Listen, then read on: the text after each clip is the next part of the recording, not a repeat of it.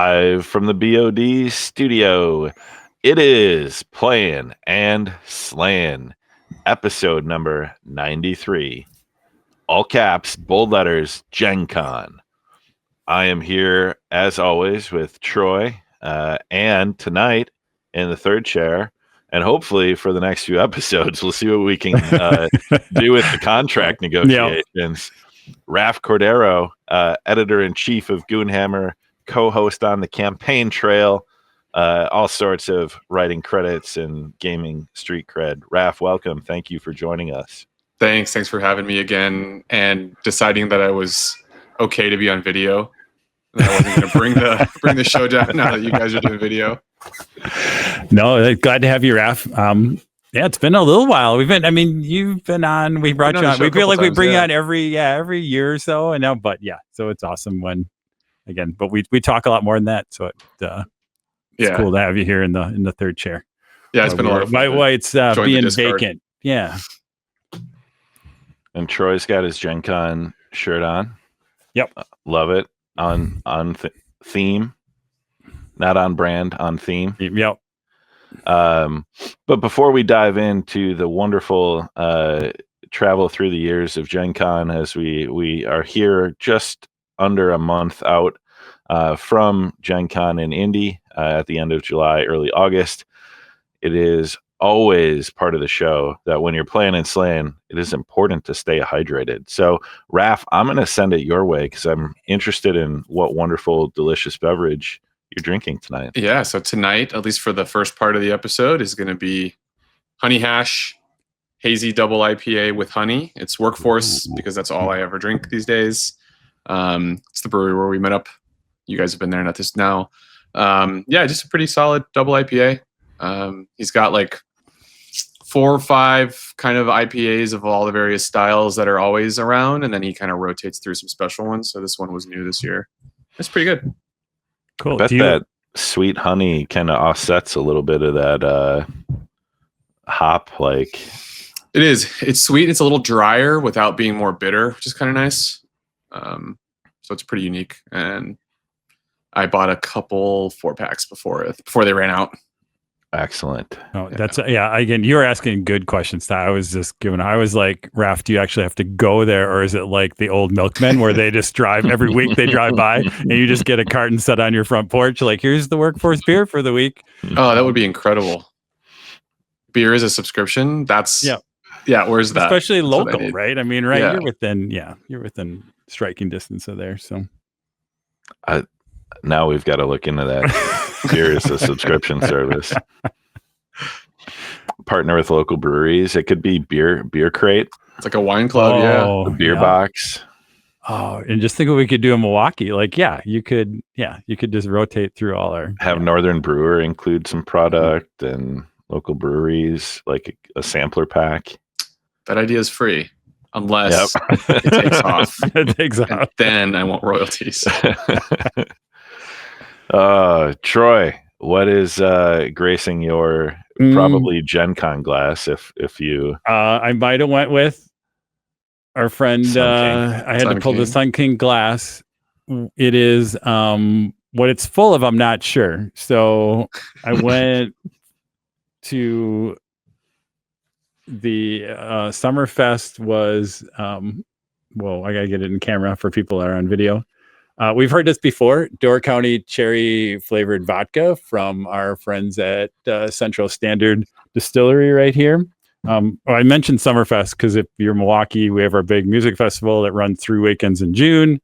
And what they serve there is for like $20. You actually get like this, I don't know, how big would that be? It's kind of like a 20 ounce or something like that of basically lemon, or I think it's cherry lemonade with the cherry flavored vodka in it with ice in this little, and then it's got a little like glass on the top. It's a clear container full of ice.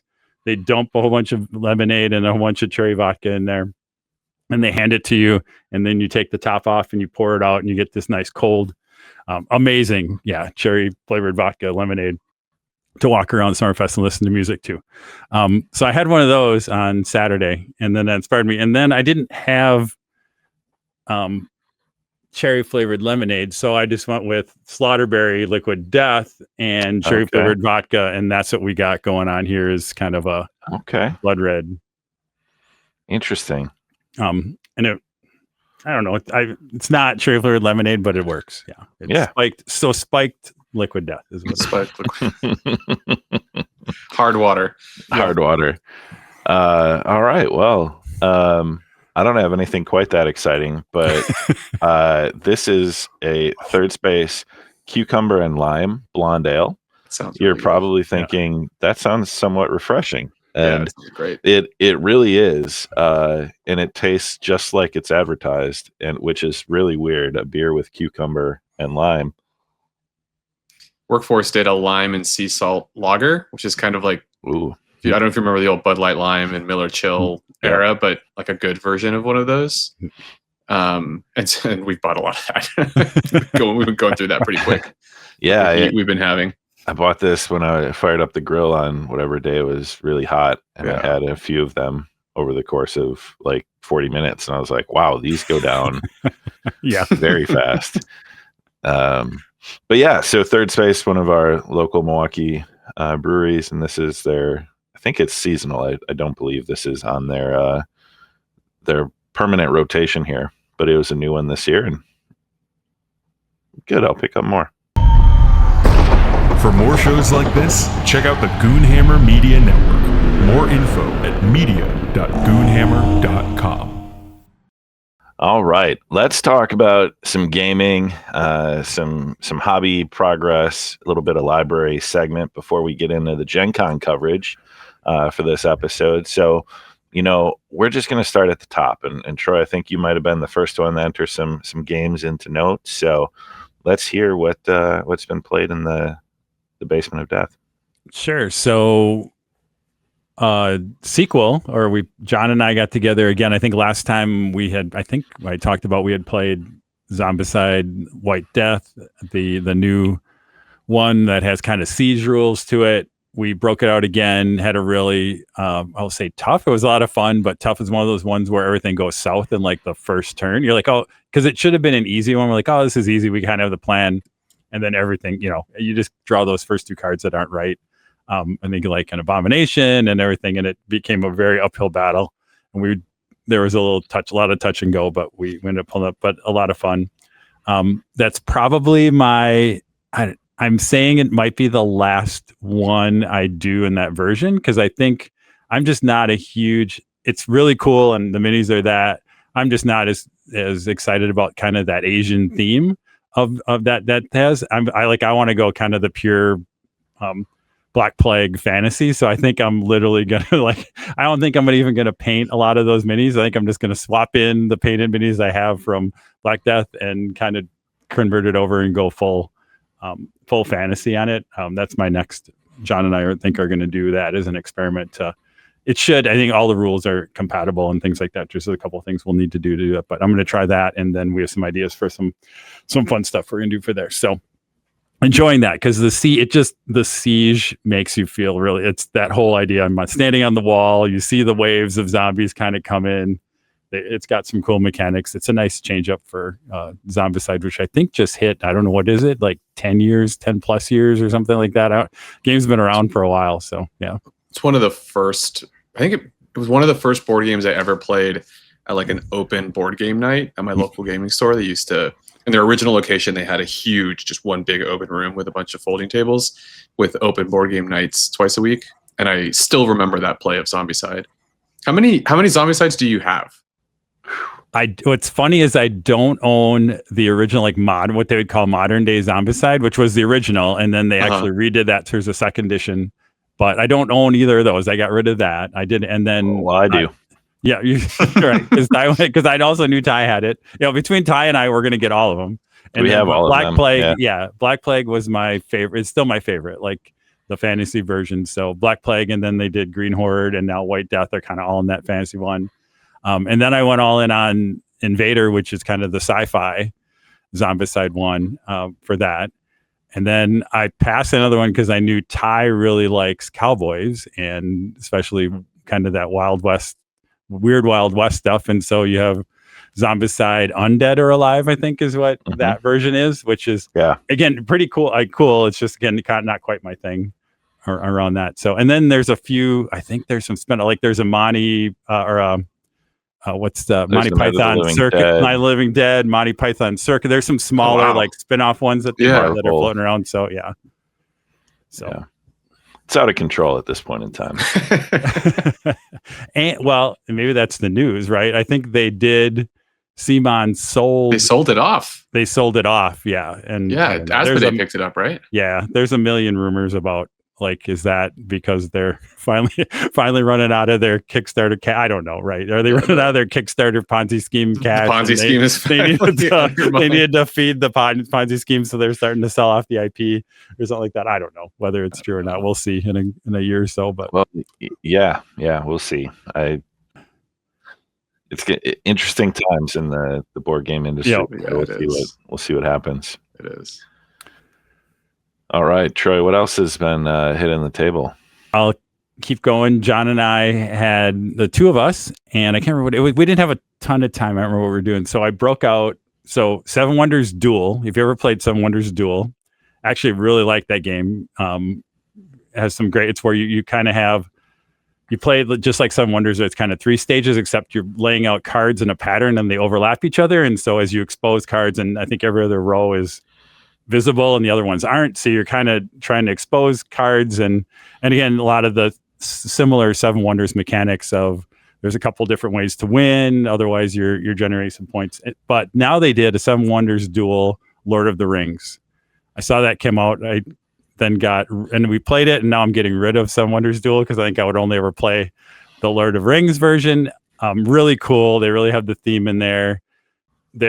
Again, you can the overall you're trying to battle, there's all the different, and Ty, you'll know it much better than you, but you have all the kind of the different lands. There's a board that has all the different lands of the Lord of the Rings, and you're basically trying to place instead of like your military, like you're placing like you can place a tower and you can place people kind of in these different things. And then the overall, like if you don't win in one of, there's like a couple ways to instantly win, kind of like the other one, right? One of them is the ring. There's a chase. There's a track that lets you, kind of like science would be in the old one, if people know Seven Wonders. But it's these battling tracks where they move together, and if the bad guys catch Frodo on that track, then they win. If Frodo gets to the Mount, is it Mount Doom? What's the right? Mount Doom. Mount Doom. At the end of that track, then the good guys win on that. So really, if you get a chance, I would play it. Especially like Ty, I think you would like as a Lord of the Rings got guy, it. I just haven't had a chance to play it yet. But I am read the rules. Seven Wonders hater, and I think I love Duel. I think Duel is a very, very good game, and I'm not a big fan of base Seven Wonders. Yeah, it's I'm gonna check that out. Yeah, it's different enough, and I think if you like, it's just at first you're like, oh, is it going to be the theme kind of painted on? But I really like how it's really ingrained and just where the win conditions are. So I get, like I said, I think I wouldn't like. I'm not going to ever. I've got the other Duel game on my recycle bin pile because I don't think I'll always play this one if I ever break it out. So. I'm looking it up right now. I hadn't heard that they did a Lord of the Rings version. Yeah, I can't remember where again, one of those I was just in the game store and like, oh, what's this? And picked it up just because I knew I liked Duel. So I say it came out last year before the holidays. Like I've heard that the Lord of the Rings trick-taking game that came out semi-recently was also very good. But haven't had a chance to play that one. Cool. And then I won't call it last, but Ty, I had to dust off a little bit. So the new D&D book called Dragon Delves, which is kind of, I think, a 10 or 12 kind of standalone kind of adventures, lightly tied together. It's the latest adventure book from Wizards for D&D. All about each one of those adventures is kind of centered around, I think, one of the chromatic dragons around there. So then what I noticed, I just again walked into the game store. I didn't even know. I remember I had heard about it. All of a sudden it was sitting there on the shelf. I'm like, all right, I'll grab it. And as I'm looking around a little bit, there are 3 of the 10 or 12 adventures that they say, oh, you can run these as kind of solo. And again, my daughter was always kind of bugging me. I'm like, well, let's try one of these. So I just kind of grabbed the first one, which is kind of funny. It's it's a little bit of both. It's a very, I don't know, because it's about, I don't know, maybe I'll give it like a Hansel and Gretel type theme. So like there, I don't want to give too much away in that, but it's got some like a candy, there might be a candy house and a nag that's kind of in the thing. So it's again for younger, but it also has, I mean, if you dig into it, it also is pretty dark. So it's like, you definitely, if adults are playing it, you could lean into that piece side of it. But I'm taking that. So I'm taking her through that one, and we broke out D&D Beyond. I just used D&D Beyond to kind of create our characters and made it easy I could throw the maps up on the TV down here as we walk through. So it was nice for me because it was very low kind of like prep. And that was kind of what they sell in that book too. Like all those adventures, they do a nice job of like, here's all the monsters you're going to need. Here's kind of the prep. So I'm like, well, let me try it. Let's see if it really works. Cause I am not like Ty, and I'm not like DM seasoned at all anymore. I used to try to make up all my adventures, and the published modules are pretty good, honestly. Like, and again, didn't have that. So we'll see. Again, we got about, I want to say maybe not quite, maybe about a third of the way in. Started some of the definitely in the kind of the climax, which is kind of that is going to be like 2/3 of the adventure once you kind of get there and figure out the final location, everything else like that. So we'll see how that goes. But it's kind of fun with that and breaking it out. And then also I haven't used the D&D Beyond a whole lot. Like I usually use it more as a reference because we usually use Roll20. So learning a little bit about how to kind of run a game in there. Again, because we're kind of hybrid, we're running it kind of half in person and then using the maps and stuff on the TV. So that's me. And then like I said, I have one on here. We've been playing a lot of Sarah my wife actually grabbed something at a rummage sale. People will know it. It was one of the very kickstarted games about maybe small kind of pets that might explode or something like that. Whatever. I'm not a huge fan of the game, but it's fun. And if my daughter likes to play it a lot and she'll play it with me, I'll play it. So that we've been playing a ton of that. And so, and if it's I'm using it, maybe it's a kind of a game that'll get her sucked in. I'm trying to you like that. There's some other things we can kind of try and do some of those. So some of the other games published by that company are pretty good. Mantis is one I've mentioned before. That's by the same company. That's really good. Good. I also, like you, don't like that particular one, but I like some of the other ones. To me, it's shocking that one was the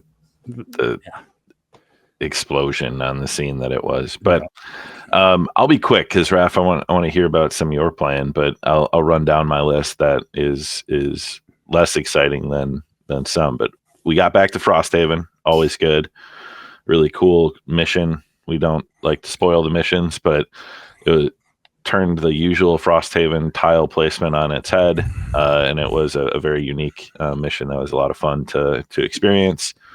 I'm playing in a Pendragon campaign. Dr. Gabe is running Arthurian Knights.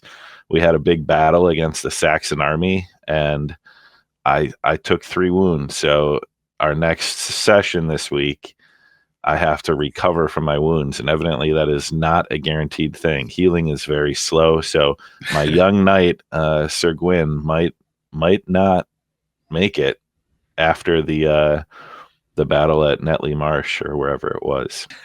Is there like a gangrene roll? Is there like a gangrene roll and a septis? There's like a recovery from the surgery, and if you fail those, it can end very poorly.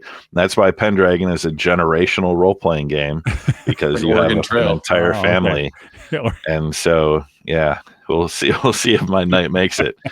Next episode, I'll report back. And I started a new D&D campaign, so I've been doing a lot of world building, which is always very exciting. Old game kind of hit the skids. A few people were a little less able to play regularly, but I was like, I need some D&D in my life, so why not start an entirely new homebrewed world, and the myths and legends around it and had a session 0 that I think people are interested. We'll see what happens there. And I think maybe we'll put a pin in it and you come back, Ty, and we'll maybe see how it works out. But I like what you've done and how you've kind of created this world in a way that actually feeds this idea of we're all adults and we may not have a full party all the time. Like you've kind of created an enclosed world. It's like, I want to say open sandbox, but you've created an enclosed world, and we'll see. Like I love your idea of how you've done that so that we can be kind of flexible with if people aren't always there and things like that. And I think we'll come back and see like, hey, did that work? And then help us kind of keep that campaign kind of alive and be able to have some rhythm to it, because we've struggled with some other things, other campaigns throughout it's been years now, right? On some of that. So I think that's really cool how you've kind of like crafted it that way. And now I think it'll be interesting to see how it plays out. I didn't put it on rails, Raf, but I did put zone walls around my D&D world, like hard zone walls. So we'll see how that works, so that nothing's further than like a day's travel away, at least as we begin. So they won't be on these long journeys and somebody gets left behind who has to, hand wave back into the game next time. Yeah. That's good. That's cool. That's a smart way to handle it, because the hardest enemy to defeat in D&D is scheduling. Absolutely. The calendar. Yep. Yeah. I got together with our friend Eric and I played some Kill Team. He let me use his Death Guard. Had a lot of fun with that. We did Death Guard versus Space Marines. Basically, every activation, something dies when you're playing Marine on Marine Kill Team. And it's just a war of attrition. But that was a lot of fun. We've been doing that just about monthly. And then my life has been consumed by a new computer game. I have been playing Dune Awakening with Matt and Tom and a few of our other friends, building a base, scouring the sands for minerals to level up and killing scavengers. And it's just so addictive, and I'm in trouble. That explains the capybara fall off in the guild. Yeah. Dune Awakening has taken every bit of time and energy. Many late nights recently. But yeah, so that's the rundown. What I've been playing. But Raf, I'm very interested to hear about some of your gaming. So what have you been up to? Well, I'm going to keep it in video games for a minute. I forgot to include it originally, and then it has consumed so much of my life that I have to include Nightreign, which is the latest FromSoft game. FromSoft is the company that's done Dark Souls and Demon Souls and Elden Ring and those sort of like notoriously difficult and challenging single player games, which are not typically my cup of tea. I played Elden Ring for a while. I kind of eventually got tired of just the like eternal difficulty grind. But Nightreign is sort of, what if you took all of that challenge that you normally have in like Elden Ring and all of the really hard monsters and bosses from Elden Ring, and you gave it a time limit and like the Fortnite shrinking zone pressure and ramped up the stress that way.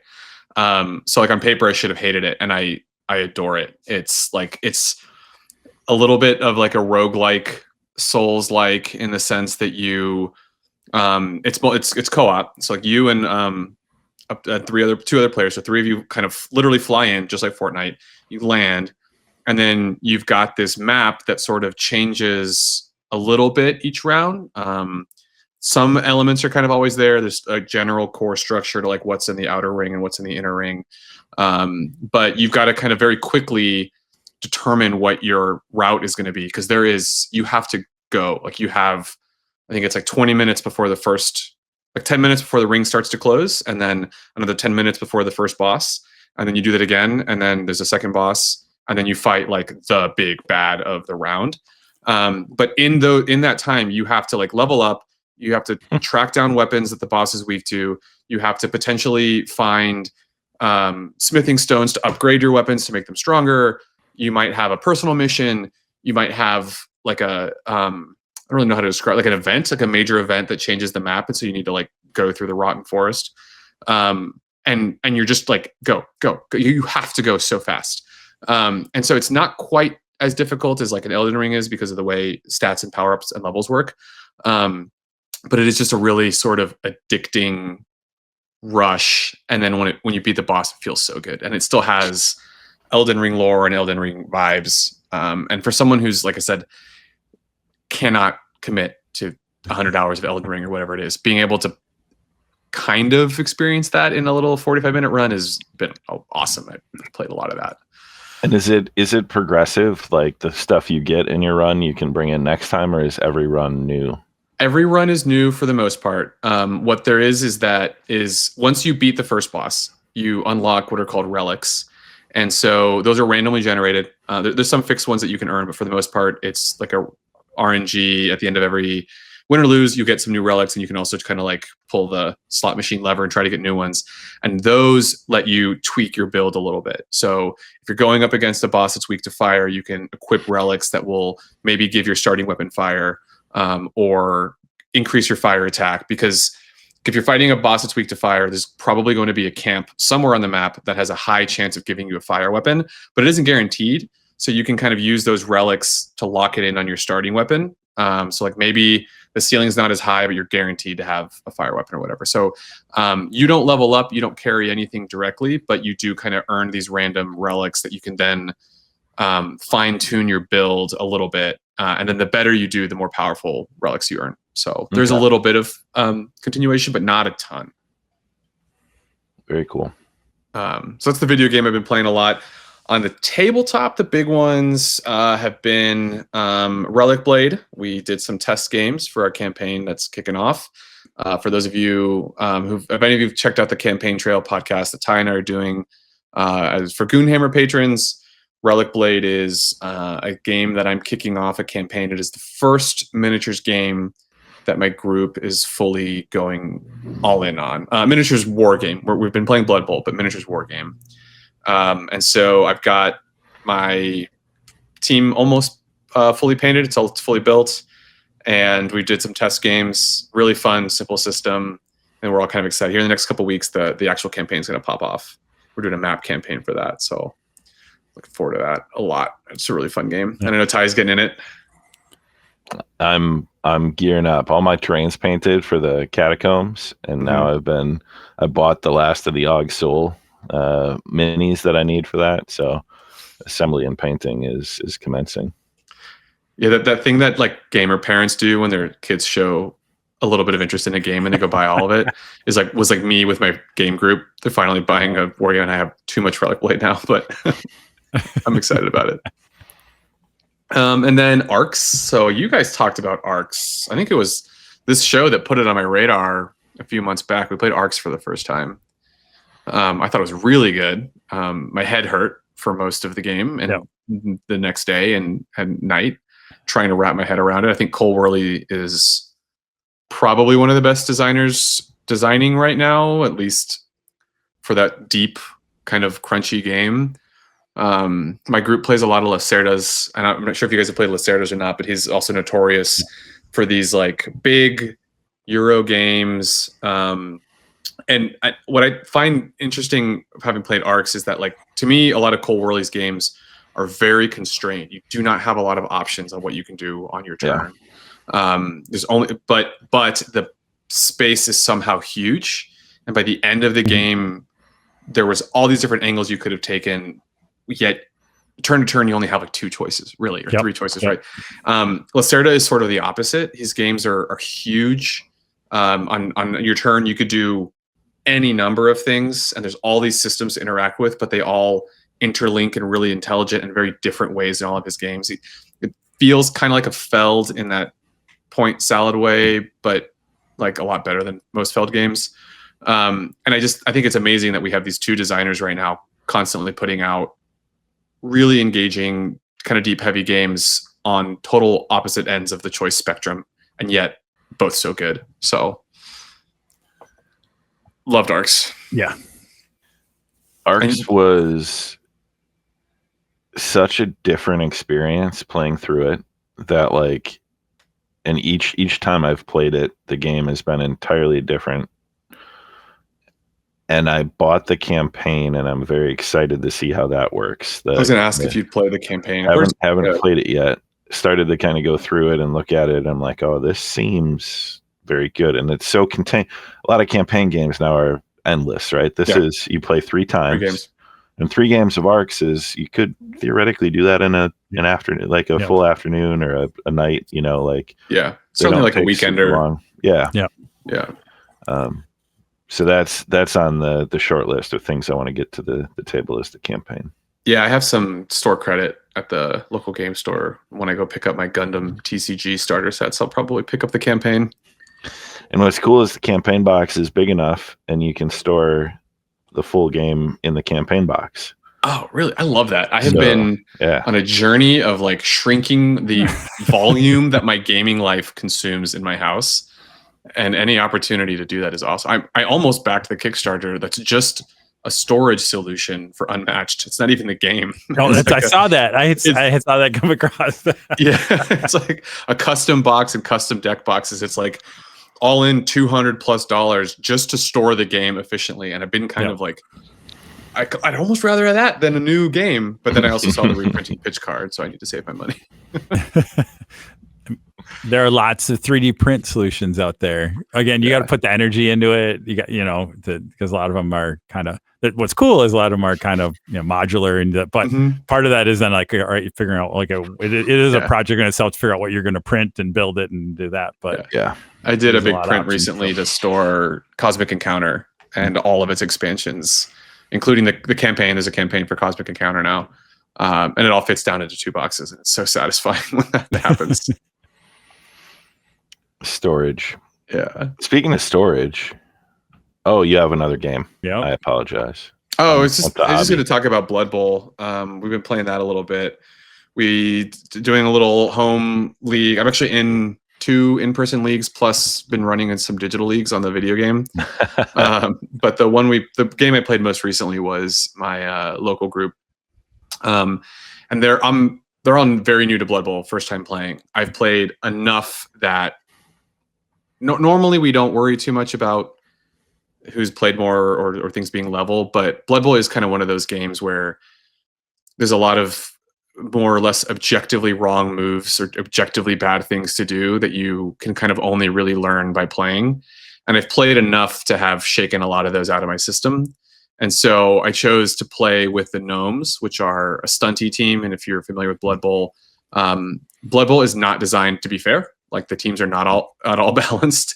There are some teams that are much better than others, and there's a class of teams called stunty teams that are just notoriously very hard to win with. And the Gnomes in a league format are the worst team in Blood Bowl, but they are aggressive, bloodthirsty lawn gnomes that bring like foxes and badgers and geese onto the battlefield with them. So I knew that I must have them as soon as they released. And so that's what I've been playing. Haven't won very many games, but it's really satisfying to have like your giant tree man pick up a gnome and hurl him into the end zone. And like 9 times out of 10, it doesn't work. But when it does, it's like the highlight of your week. The Hail Mary. Yeah, exactly. So excellent. My team is the Woodstock Wallopers, and I painted them all with tie-dye. And the story is that they're American Blood Bowl players, an American Blood Bowl team. They lived in the grounds beneath Woodstock during the famous concert, and all of the psychedelics absorbed through the dirt and got into the gnomes. Leached down into there. Yeah, and it turned them into this like bloodthirsty, aggressive athletes that eventually stumbled upon a Blood Bowl rulebook and joined the league. That is fantastic. Yeah. Oh, gnomes. I mean, is anyone you're playing wood elves? Because they're just unfair. No, we have dark elves, we have dwarves, we have human nobility, and then we have an orc team. But the guy who's playing the orcs has a 3D printed team of all bears, and he painted them like the Chicago Bears. And then many of the players are wearing pelts painted in the colors of like the Packers and the Lions and various Chicago Bear rivals. So that's pretty cool. All right. That's the rounds on Playin. Let's talk hobby. I'll kick it off because I already kind of talked about it. I did a lot of terrain painting for the Relic Blade Catacomb. So Josh printed me up the set, all the platforms and the wooden kind of like bridges. I did have some experience, and Troy, if I think about it, I'll try to send you a picture. So the wood print had no texture, so they were like flat planks. And I was like, oh, I could just do this brown, but then I'm like, you know what, I'm gonna experiment. So I painted my various like shades of brown, some like lines, like wood, to try to give it the look of wood grain. Then came over it with one of the scale and ink intensities to kind of blend it all together. And I, for like a quick wood texture, I think I got it for like terrain work, looking decent. So that was kind of a fun journey. And then I had all my browns out, and I had painted like 4 of the bridges, and I hadn't painted 2, and I'm like, how did I do this? So then I just went and started layering again, and I'm like, it doesn't really matter. I can just, bring up and down various layers and colors. Oh. But I could not remember for the life of me the order of operations. But I had some fun with, contrast paints and dry brushing and various things to get the stonework and other stuff looking pretty good. So excited to put down the lava mat underneath the catacombs terrain, and hopefully within the next few weeks get that first solo play, or teach Troy how to play and do it co-op. I was going to ask, is the plan to do co-op? I would like to, yeah. I just need to find local friends that will join in the Relic Blade fun. It's cool that they have a co-op. I love that. And then I've got all the materials for the metal model assembly of the Clan Gorgon. So I'm going to have some fun with pinning and super glue. Get ready. That Gorgon is... I might do it first, so the rest of it feels like a cakewalk. Yeah, you should definitely do that. Right, there you go. Yeah, I don't know. I was telling you guys before that I was going Steam heading straight away into Relic Blade, and then I saw the metal models. Like, I'm gonna let me rethink this a little bit and figure out how I can proxy these and find some stuff I can 3D print to use. So I just can't. I don't know. I can't do it anymore. Maybe I did it for too long. Like I'm done with metal. Well, Troy, you're done with metal, but what are you hobbying? I am hobbying Legions Imperialis, kind of building up. Ben and I still are planning on our GenCon game, if we can get down there. I think, Ty, you were on. We were doing a hobby night or something, and all he got to listen to is Ben and I trying to figure out our lists. So actually, we're like, what should we bring? Like, so I actually have my army list built. I've never actually played, but army list built, watched a bunch of videos on. The lists are terrible. Both Ben and I like, these are just like the models we think are cool, and we figured out how to get them to work in whatever their deployment things are. And but I think we both have equally terrible lists, and so it'll be fun. So yeah, I've been working on. I'm doing the infantry kind of first, because that's going to, again, like your metal model there, Ty. I'm going to go through the pain first of painting how many little tiny guys. So I got the base. I'd worked on the bases because I was procrastinating on the dudes themselves. So I did that. And then I'm like, well, let me work on the bases. And that was a little more fun. So working on that. And then I got some vehicles and stuff to put together yet. So a couple busy weeks here, but I think we'll have something to throw on the table. I mean, isn't it kind of just base color wash? Yeah. Touch of metallic on the gun. And that's, I think I can get it tabletop ready, and I can always go back and, like, if I'm going to do any real things and whatever, but yeah, that's all I did for, like, and I'm painting on, it's weird. Like, everybody says paint on the sprue. So I have all the guys just on the sprue, and I've been just kind of did a little bit of Raf, Zenithal and stow and go. So as Troy and Ben were assembling and talking through that, they also spent a fair bit of time talking about women's volleyball. And in my head, all I could think is, it's like listening to a podcast that you know nothing about. So Above the Net with Ben and Troy White coming to Spotify near you, as they break down lineups and rotations and who's playing with what team for this tournament. And I was like, I don't know a damn thing other than a volleyball net is a net, and you try to jump and hit the ball. and you can play it in the sand. But they were just going, and I'm like, this is content right here. We should have just hit record and made their first volleyball podcast. Podcasting forgets more podcasting. Yeah, we should. Maybe we should. Yeah, because I don't know. I don't want to. I'll humble brag, but yeah, between Ben and I, we've a few decades of playing and coaching experience, and we might know our way around a little bit. So I'm not. Literally, it was like in-depth analysis that I felt like I should be paying for.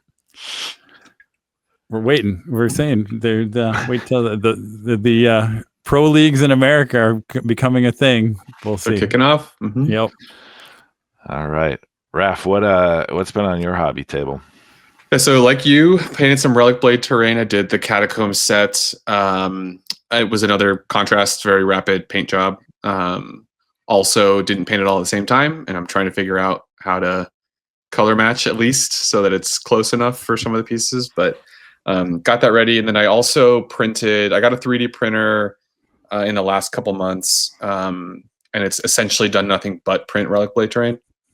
It's been like 80% of what it's printed. But my plan is I have a 2 foot by 2 foot foam square I got from Home Depot. And I'm painted one side to be like a desert terrain, and I have some desert rock formations and sort of like a magical rock formation that's like kind of come out of the desert. So I have like a desert side, and then the other side is sort of like a wooded forest river type thing. And so I kind of have a double-sided board. And I've never really done a board. I have terrain, but I've always just kind of thrown it on the mat. This is the first time I really went all in on making a board. Got a bunch of trees from the local train shop, which getting into model trains is a really good way to make Warhammer feel cheap. If you've never walked through a model train store, you could get like 2 units from your Games Workshop store or 1 bag of 12 trees. It is crazy, the prices there. But I got some, I kind of said I'm really hoping to get my group excited about it, and kind of they're all in on something that has always been primarily my hobby. I'm trying to do my part to show them as good a time as I can. So I put together all this forest, and I glued them all down, and I have this sort of modular double-sided board. So I spent a ton of time on that. Painting Relic Blade as well. Doing the Apostles of the Deep, which are the like fish, shrimp, eel, sea creature warband that I was painting. And I wanted to give a shout out in this section to the independent characters. Carl Tuttle, who's been on your show, also part of the Goonhammer Network. He has done, as part of his show, a 1-year hobby painting challenge for the community, where every month you were supposed to paint a unit or a hero or something, and then there were some special months where it was like do a Titanic model or whatever. And it just wrapped up. He did the prize drawing tonight, but it's been a whole year's worth of people in his community just painting, and I participated, and I only missed 1 month, and I had like the most productive year of painting I've ever had. I did my whole Cities of Sigmar army for Holy Wars. I did an entire Blood Bowl team. I've just done so much through that, like it's hard to even remember everything I painted. And that wrapped up, so I wanted to give that a shout out. Very cool. And he's launching another one in September. Raf, let's give credit where it's due. Carl's wife, Shell, is the real catalyst that made that happen. So Shell, we thank Shell you. And she's been the one, however many, like 100 people in the community painting, she's the one keeping track of who painted what in each month and giving them credit for it and managing the spreadsheet month after month after month, looking at all the pictures. Yeah. Carl just takes credit for stuff, but we know who the real power behind that is. So so that's been cool. But yeah, Relic Blade's been the big one. I'm about done with my warband, and then I'm going to do I'm either going to do a second warband, or I'm going to start doing some of the wandering monsters, so we have them ready for our campaign. I haven't quite figured out. I'm letting myself, like, normally I go into a mini with a plan. Like, I've just painted some Deepkin stuff, and I have my scheme, and I have a plan for it. With the Relic Blade ones, I'm not even picking a main color until I sit down to paint, and I'm letting just kind of myself try new things. And so with the Relic Blade, what I've been trying to do is, if you look up Sean Sutter's minis, the ones that are on his website, it reminds me a lot of Rogue Hobbies, Louise's style of not necessarily blending everything into these like smooth blends. It's more like strong but deliberate color transitions, like big color jumps for highlighting. And I'm trying to do a little bit of that, kind of push myself out of my comfort zone. I've been pretty happy so far for the most part. I'm still falling on my butt trying object source lighting, but I'm not going to give up. I don't know. That seems like martyrdom. I don't know if I could do. I agree with you. All the luck. Wish you all luck in the world. I want to see it. And Raf, I do have, while we're on hobby, I do have a question, because how are you taking your pictures of your minis? Because your pictures of when you we get to see some of the stuff you complete and you post it up on there. It looks amazing. But what do you have a setup? Do you have a light box? Or what are you thank doing? you. Like, no, for the white background ones, it's actually like a trick I learned in the ICs. I tape a just piece of white printer paper to you can use a wall, whatever, but I use the front of my airbrush booth that folds up, and you tape it up so it's curved. And so you put the mini down on the flat part and you have the white printer paper behind it. Bring your lights in so that it's well lit. Take your picture, and then I just use iPhone, but you turn the exposure up until the white disappears. And at a certain level, you'll see a point where like everything that looked like paper is just rendered in pure white. And with most minis, it looks fine. If you have a lot of metallics, it can, it doesn't always come out perfect, but if you do that for a white background, it really makes your models look awesome. And as long as you're well lit, then you won't blow the colors out. Black backgrounds are a little trickier. The right way to do that does kind of require a whole setup with black background and black acrylics. But the one I just posted of the Deepkin model, I used a black t-shirt in kind of a similar setup. Tried to keep the lights off the black. You want the t-shirt to stay as black as possible, which is very hard to do with light, but you play around with it or you find something darker or whatever. And kind of similar, the Lightroom app on iPhone is free. Yep. One of the buttons lets you isolate the background, and then you turn the exposure all the way down, and then you just turn that black and it blacks it out for you. And so it's not going to win a photography contest, but for posting on Instagram or whatever, awesome. it looks awesome. great. I mean, it really, it pops the mini, right? And you really can see it going. That was awesome. Cool. Yeah. We have some professional photographers on the Goonhammer core team who do some like incredible photos with black backgrounds. And they're big advocates for putting the time in to figure out how to do a black background instead of white, because it really does make the mini pop. And I've come to agree with them. It's a little harder to do. Yep. Cool. Excellent. We need a war on gray plastic, Troy. Yes. Or silver metal. Yeah. Need to get some of this stuff painted. As I look at so many things that are partially painted or it's funny how like you dangle even the potential of a prize in front of me and I am locked in. like a 10-year-old. I got paint your models and you get dessert and I'm in. There we go. All right, a little bit of dive into Kickstarter and crowdfunding. Not a ton from me. I did get some sad news. We talked about a little bit about the Zombicide sale to Asmodee. Cool Mini or whatever they are now. Basically, Simon put out a note about how their projects, they've had to scale down production and shipping concerns, and they've kind of said these are the immediate things, and as such, the deck keep is delayed. So that was their 1 to 6 player kind of dungeon explorer set in what is the artist's name now? Paul Bonner. Yep. Paul Bonner's art and kind of that style where you explore the dead keep, get treasure, come out. So it's like their take on a dungeon delve. But they didn't say when, but delayed. So it's already been a while since the Kickstarter. I hope it doesn't mean the project's dead. I don't think it is, but it looks like they still don't have like the proofs and like it hasn't gone to production. So I don't think we'll be seeing it in 2025, let alone the first half of 26. Right. Yeah. So. Maybe 2026. I think that's fine. That was the bummer of my Kickstarter emails over the last few weeks. Anyone else backing anything, seeing anything cool? Yeah, I'm waiting on two. Not. I always say like I'm not a big Kickstarter person, and then inevitably something will happen, and I'll have like 2 or 3 going at once, and then I won't back anything for a while.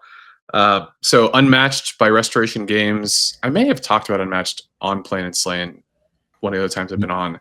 It is a miniatures duel game. It's like a board game where you only have one miniature and then a couple of little. Some of the fighters have a little assistants or whatever you call them. It's card-based kind of dual battler that I think is really, really good. Their big thing is it's a very universe mashup sort of thing. They started with a bunch of public domain, like Alice from Alice in Wonderland and King Arthur, and the Bigfoot, is one of them. But the game was a huge success, and so they've added licenses. So now you can like take Bruce Lee and battle the Velociraptors from Jurassic Park and Daredevil and Sinbad. They still do like the Invisible Man or Jekyll and Hyde or whatever. But it works really well. Restoration is honestly one of my favorite publishers, and they have a cooperative version of it where they call it Tales to Amaze, and so the characters in the co-op version can be played competitively in the heads up battler version of it, but they have been releasing these sort of co-op scenarios. And so they announced one for Teenage Mutant Ninja Turtles. And I don't often go all in on Kickstarters, but I had to go all in on that one. They have art from the comics, from the TV shows. They've got promo cards to kind of blend all the different, your favorite flavor of the Ninja Turtles. The minis are awesome. It's Shredder's one of the bad guys, and then Krang is the other one. 2 different boards. Like I can't wait for that. It should come out this year. I'm a sucker for the Ninja Turtles. Like, the moment you just dangle a Ninja Turtle in front of me, I'm like, I'll check this out. I'm in. Yeah. So that's kind of how they got me too.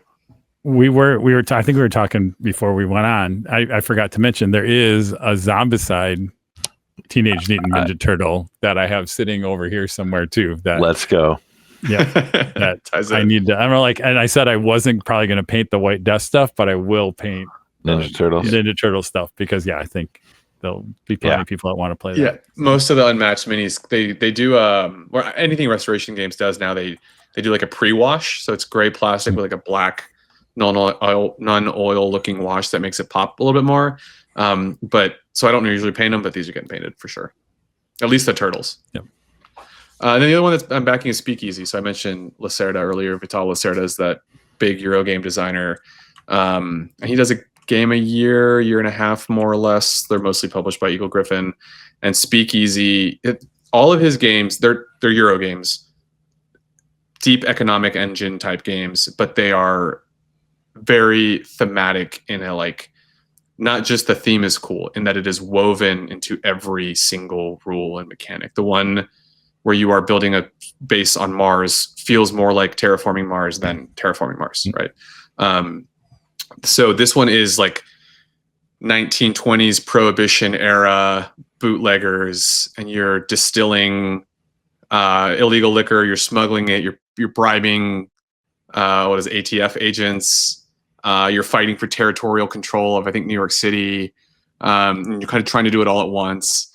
And so it was like 20s, 30s Art Deco art on a Speakeasy board game. And I told my friend who owns all of the Lacerdas that this one was mine, that I had this one. Looks really cool. I just pulled it up, and I've always wanted to play like a area control mobster game, and this looks like it has some of that. Yeah, I'm like I said, I'm pretty excited about it. And I used to think, because you all know I used to have a board game podcast. I used to be reviewing board games all the time, and I firmly planted myself in the Ameritrash theme narrative side of board games. And I think the last 5-6 years, those lines have blurred to the point of being essentially non-existent anymore. They're almost useless qualifiers now. And like nothing to me exemplifies that more than Lacerda's designs, because they are so thematic despite being at their core a Euro game. But you could not change the theme of any of them and have it make sense. Like it's just woven into every part of it, like I said. So definitely recommend checking them out. They are, buckle yourself in for a 3 or 4 hour play the first time you play one, though. They are complex. Yeah. Oh, I need to stop distracting myself by reading about Speakeasy and get back to the matter at hand. So before we get into the library and a little bit of book chat and media consumption, just a few other things that I think were interesting that I want to share. Obviously, we've mentioned it once or twice already, but Raf invited me to join him on an adventure in podcasting, doing a monthly show for Goonhammer patrons called the Campaign Trail, where we talk about all things campaign gaming, mini focused, but also a little dabbling into, legacy games, role-playing games, anything really where you have that continuing narrative. So I've had a lot of fun. We're 2 episodes in, kind of talking Relic Blade now, but we talk often about Goonhammer and, just representing something that is really great content. So definitely worth the, our show alone, probably worth the monthly Easy. Patreon. But lots of other content as others are contributing to that effort as well. So wanted to mention that and give a momentary plug. Raf, anything on Campaign Trail or other patron benefits for Goonhammer that I may have missed? No, honestly, I appreciate folks who are listening. I think I'm enjoying doing Campaign Trail with you, Ty. Goonhammer has a reputation for being a very competitive focused gaming outlet, and that is absolutely our bread and butter. But Campaign Trail is part of a ongoing push to bring other elements of gaming, because even our most competitive players are not exclusively tournament grinders, right? At Goonhammer, and so I'm much more of a campaign player, so it's been really fun being able to bring that. And I really miss podcasting, so it's been fun to talk about. I'm just getting excited for our Crusade episode. Yeah, I can't wait. Oh, you guys! I was going to troll you guys with that one, and you jumped on it. You beat me to it. And then Troy, you talked about Dragon Delves, which made me think of Chris Perkins. So Dragon Delves was dedicated to Perkins. He had announced his retirement from D&D. Yeah. And then a few weeks later, Darrington Press breaks the news that he is their new creative director and Jeremy Crawford is their new game director. So 2 giants of 5th edition D&D since like 1997 to 2025. Any D&D story was Perkins. He's partnered up with the Critical Role folks and Darrington Press to be their creative director. So Daggerheart is instantly like, I think that just they already had like the upswelling of Mercer and Critical Role and some other design power. But to make that announcement kind of in one fell swoop was pretty awesome to be able to throw that weight around. From an industry impact perspective, this is like when Tyson Topfer started a second podcast for Goonhammer Media Network, in addition to Playin and Slayin. But yeah, so I'm very excited. I like Critical Role. I like Matt Mercer. I think he's just an incredible talent, world building wise. And Perkins, I've always been super impressed with what he's done from a creative standpoint. So I can't wait to see kind of their first. It'll be interesting to see. Yeah, right. What stuff. Is the next? Yeah. Cool. And I threw something here just leading. We're going to talk about GenCon. And when I was doing a little research, I think I might have talked about it before, but UW Parkside has, and I'll put the link in our show notes and everything else.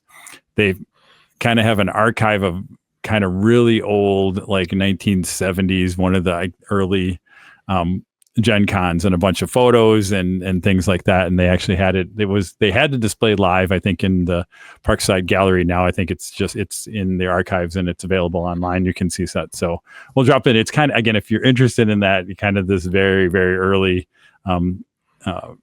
Gen Con, the stuff that was happening. I think these were in kind of the Lake Geneva or very early Parkside, when it was at Parkside and very early on some of that. So we'll throw that in some of there, but yeah, interesting that they put a lot of effort to kind of pull that collection together and to kind of name all the people and things like that. So it's a nice little jog down. Again, most of us were, I don't know, we weren't at all worried about gaming back then, but so it's interesting to look back at the very, very start of these hobbies. So 75, that was a good year.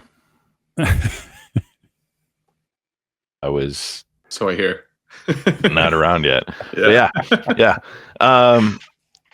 Let's talk about BOD Library before we go on a true historical review of Gen Con. Talk about what we've been reading, listening to, watching.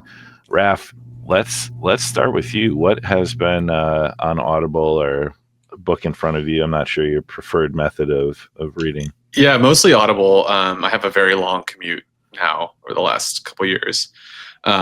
So jump back on Audible. I, by and large, I wrote He Who Fights with Monsters here. I have gone full in on the lit RPG genre over the last couple of years. It is such a good commute genre because you can zone out. Sometimes you got to focus on the trains or the cars, or whatever, and like you miss something. And like I like a lot of these books. It's not Pulitzer Prize winning fiction. It's not going to win major fiction awards.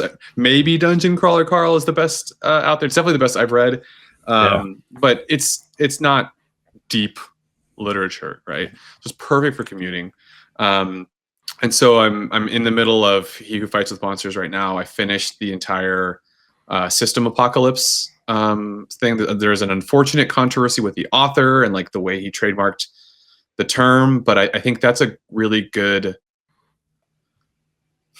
exemplar of the genre, especially because it explains a lot of, like, if you read that, you kind of know the genre. If you read Dungeon Crawler Carl, maybe not necessarily. He Who Fights with Monsters, not necessarily. I think for me, System Apocalypse clicked the best with it explaining it. But good, a lot of fun. The one I really wanted to shout out is the first book is called The Stone Knife, and the name of the trilogy is called Songs of the Drowned.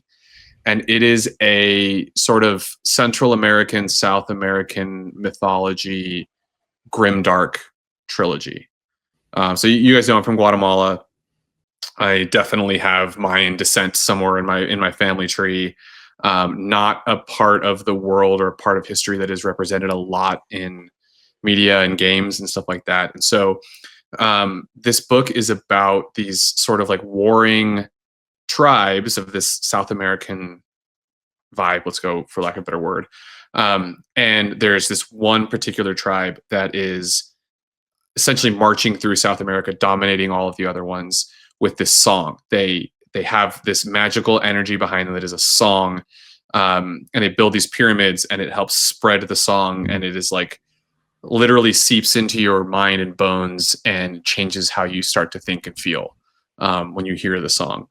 And so, like, I don't want to give too much away, but there are these like not evil. There's these creatures that live in the waterways that are sort of like a existential monster threat. And you have this empire coming in trying to enslave everybody, and you have the various main characters. And the story is told through like multiple points of view, including some members that are of the Empire Song. And it does a really, really good job of never feeling like there is a single good guy or a single good faction or a single protagonist. There's definitely characters who are closer to either end of those spectrums. But it is like legit grimdark. The first book gets a little Fulgrim-y by the end, if you read Fulgrim, and then kind of goes off into its own thing with just some good twists, some good turns. You really kind of, your heart sinks at a couple points and certain characters' fates and stuff like that. And I think halfway through the first book, I wasn't super sold. I don't love the person who did I listened to the audiobook, and the narrator has a decent range of accents, but all of these characters are supposed to be South American.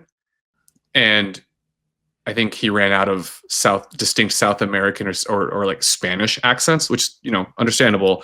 But you've got like some characters who are Scottish and some characters who are like British, and that did take half a book to get used to. But in general, like I said, first book I was like, all right, I'll finish the trilogy, and by the end of it, I was like, this is a really good series. That's Anna Stevens, is that right? Anna Stevens. Yeah, I should have said that. Yeah.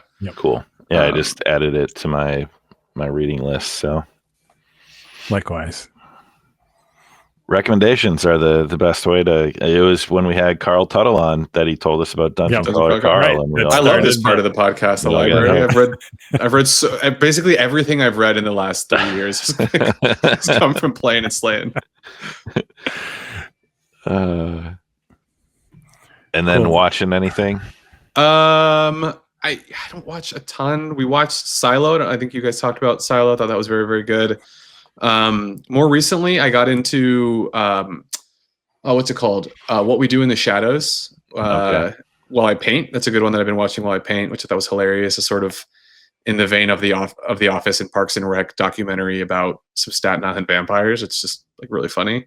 And then just the other night, I finished Squid Game Season 3, which I thought Squid Game Season 1 was one of the best seasons of television I'd seen in the last 5-ish years. I put it up there with Andor. Seasons 2 and 3, which are really kind of one season, not quite as good. But it is a little ironic that Season 1 was one of the most brutal takedowns of capitalism on a major streaming network. And then the show became a capitalist carnival of virtual reality experiences and everything licensed game shows. And so Season 2 and 3, which weren't even supposed to happen, not feeling as good because the screenwriter was essentially forced to do it for money. It's kind of fits. worth watching, but not quite as good as Season 1. Oh, excellent. Troy, what have you been checking out? Sure. Maybe I'll go a little bit backwards on my list. Continue to watch Murderbot. Love it. I want to watch that. Love it. Although, again, my always complaint is the episodes are a little too short. I would love so. I think if you can wait and then just then you'll enjoy. Yeah, do it in a couple watching it 2 or 3 sessions. I think is be a little more satisfying. But they just did such a good job capturing that character, and it'll be interesting to see again. Do they go on? Are they able to make more seasons of some of that? It'll be kind of good. I did do. My daughter had a summer class on Harry Potter for her. It was like summer academy thing she was kind of doing, which got me. I watched kind of like everyone. The first ones I'd never read the books or watched the thing. So I actually made it through and watched all the movies now. And I guess, my brother is like, well, once you get to 5 or 6, it start to get really dark. I'm like, oh yeah, it does get it does get pretty dark. So again, I didn't sit down and watch every single minute or whatever, but I kind of went, because he's like, especially the last movie, you just got to get through it. But there was some good. I mean, the climax was good. I finally know what happens. Nobody spoiled it for me overall. However many it's been now, how many years, on some of that. So I am now caught up on my Harry Potter lore. I started the book 5 of Malazan, Midnight Tides, in typical Steven Erikson fashion. I don't know where we are. I have no idea when we are. I have no idea where we are. I have no idea who the people are, but I just have trust. And I'm like, all right, I'm in for 40 hours. We'll see where we come out on the other side. Yep. I need to pick that up again. I started reading the Book of the Fallen. That series was the first big series I picked up after catching up with the Wheel of Time. It was probably I don't know. I don't remember what time it was, like where the wheel of time ended, but I picked that up, and I was so used to like the next book picking up right where the next book picked off. And so I read the first book of the Fallen, and I was like, oh, this was great. Can't wait to see what's happening with these people. And I started reading the next one on a plane, and I got like an hour in. I was like, what? Where? Who? And I just like gave up because I couldn't figure it out on like in the environment of a plane with all of that chaos going on. And I just never went back to it. No, yeah. If you can, and part of it is because you made the ride through, I'll say books 3 and 4, and the payoff for me, like the payoff, because those stories are like kind of, they're it's like 1 and 3. book It's like arcs, 1 and 3, but it's not like there is a little bit like there are some connective tissues for those. I have no idea where 5 goes, and Ty won't spoil it for me, but yeah, now we're on 5 and things are whatever, and I'm like, I don't know, we'll figure this out. So, but I do one of the. I only can really do like one of those books a year. Like it's going to take me now probably till past GenCon to get through and finish this one. But I'm into that one. To mix in, because sometimes they even get Amazon had some. I think it's called their Forward series. They have a bunch of authors, and they had them do some short stories. One of them I did was Andy Weir. So. Hail Mary and Martian trailer looks great. Was that's right. The movie is like, yeah, right, like imminent. Yeah, March, I think. That's pretty good. But there was a short story by him called Randomize.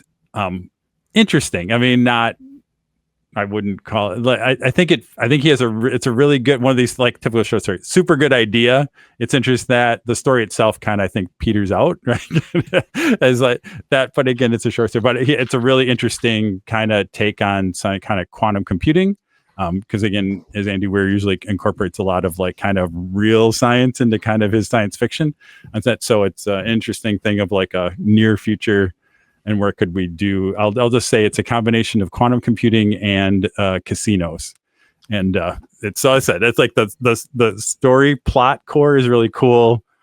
I don't know that the story itself like plays out entirely. That I'll give it a whatever, maybe a 3.5 out of 5 on. Good concept though. Yeah, but it's fun. Again, for less than an hour, I think of what like that short story is. It was worth it there. So I'm interested to go because there are a lot of really interesting authors in that series. In that to see what that, so I'll report that. So I'll finish with Era of Ruin, the what do we want to call it, prologue, or what's the epilogue maybe for the Siege of Terra series for 40K.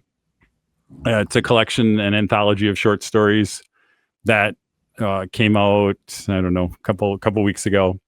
A lot of hype around it, and then again, because you have a lot of the big names. I think you got Abnett, Aaron Dembski Bowden. I can name all of them. I should be able to name all the authors on my head, and I can't at the moment. Gab Thorpe, John. What's John's last name? All right, French. all the big, John French, all the big guys, right? And to start, I would say it's okay. Like it's not like there's a lot of hype. I expect again, and maybe my expectations were high. It was like, oh, because there was a lot to clean up. Some of the stories the last 3 are pretty good. I think like any of those, if there are like these are tying up. There's a couple. They're very kind of character centric on that. So if there's a character like there's the woman who is kind of very key to the White Scars and whatever, and there's a nice story that ties that up. But if you don't really, if that's not your favorite, like you're going to be like, well, it doesn't, again, nothing there really moves any of the story forward or really like kind of like, doesn't it? And even in the end, I was like, all right, I can do this because maybe they're just setting up. So the Carrion Throne is Aaron Dembski Bowden is the last story. And I'm like, well, maybe they're just setting us up for like, I'd like, all right, so far this hasn't been great. Maybe they're just setting me up for Aaron's story to be like, all right, this is going to be the one we're going to get some of the we're going to get an emperor and how to, and the throne and some of that.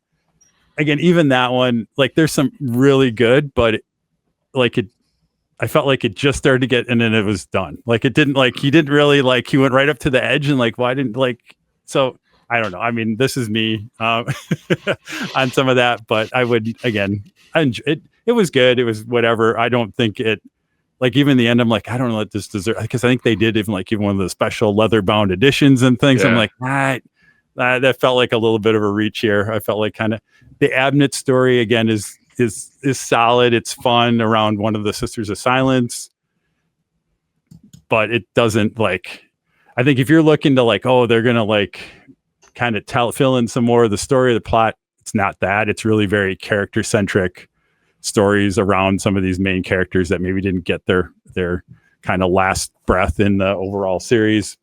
So there's my mediocre review of 3-star review of Arrow of Ruin.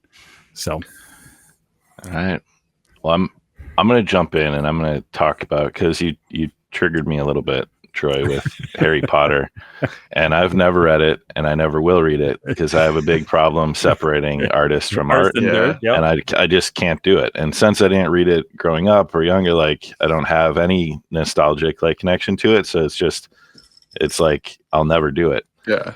And then I started reading a series that I saw all over, like, Book Talk, and, like, people talk about is this space, like, opera.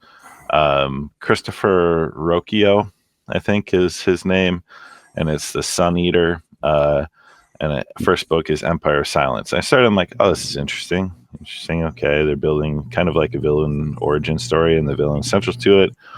And then I saw some stuff he said and some of the ways that the book goes, and then it started to shape how I was enjoying the book, to the point where I then kind of put it on, like, 1.6 on Audible to, like, get through it to finish it, and rated it at 2.75. And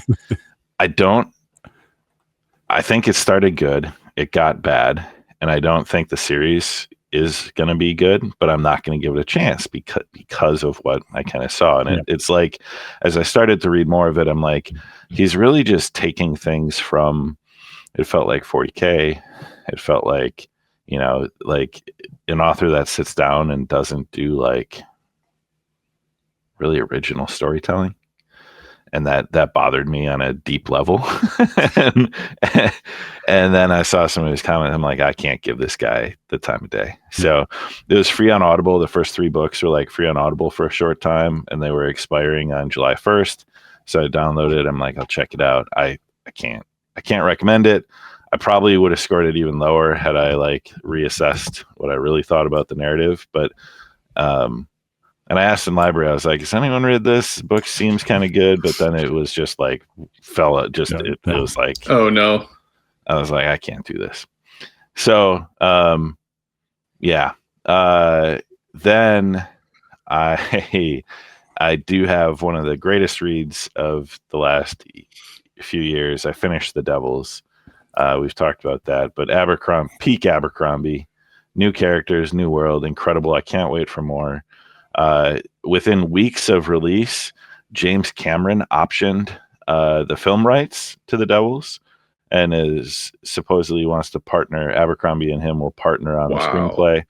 As all options, who knows? Sure, right? Yeah. But James Cameron has said, when I finish these Avatar films, he's not to a point. Bad director. Like, right.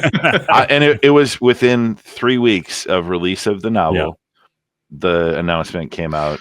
Okay, but doesn't he have plans for, like, 6 more Avatar movies? Yeah, so we might be waiting for. Well, it's like 2 or I think it's after the next 2, basically, and one they is, cut like, it down in the can, and then the other's coming. 3 too many sequels, but whatever.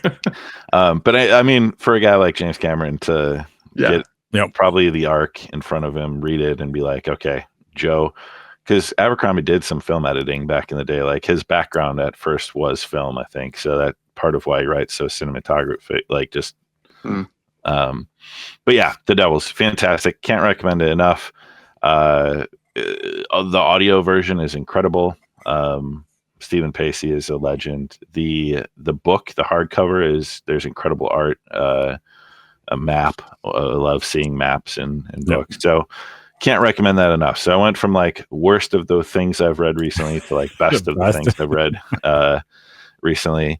And then I'm also reading a historical fiction about the Battle of Thermopylae and the Spartans against the Persian Empire. So I think it's Stephen Pressfield wrote. It's called Gates of Fire. It's a survivor telling the story about his time growing up as a Spartan squire and planting the cities, recounting the story to Xerxes, because Xerxes is like, tell me about these Spartans. I want to know, their history and their past. So he starts retelling his experience as a boy and then growing up, learning the Spartan way, and then the battle. So it's who knows how much it sticks to historical record, more than 300 the film What? did. You're telling me 300 was not historically accurate? Don't tell me that. That's my favorite documentary. Yeah. But enjoying that one I'm reading. And then I found this series on Audible. It's like one of the Audible originals. It's called Impact Winter. It's now the 3rd season has been released. It's like true kind of audio drama. So voice actors, sound effects, music. An asteroid hits Earth and creates kind of always nighttime, and it allows the vampires that have always been here to come out, and then human enclaves are small and like trying to survive in a world overrun by vampires. But enjoying that a lot. Season 3 just released relatively recently, so I downloaded that. I've been listening to that on my commute. And then I've been watching 2 things. One on Netflix, Waterfront. I don't know if you guys are aware of Kevin Williamson, the creator and showrunner of Dawson's Creek. I was saying yes. He did it's set in coastal North Carolina, in the fictional town of Havenport, but it is shot in Wilmington and Southport, which now my brother lives in Wilmington. So I've been there. Both of those places. Wanted to see it, and it's about a family that owns like a fishery and a restaurant, but they also do some drug running. So it kind of has this Ozarks meets North Carolina coastal kind of family. Do they sell their land and develop? Do they keep running drugs? The sheriff is dirty. It's all this kind of and at Netflix, you'll recognize some of the actors and actresses from other stuff as you do. But really enjoyed it. Watched it quick, and it was pretty good. And then I was asking my brother, like, hey, where's this?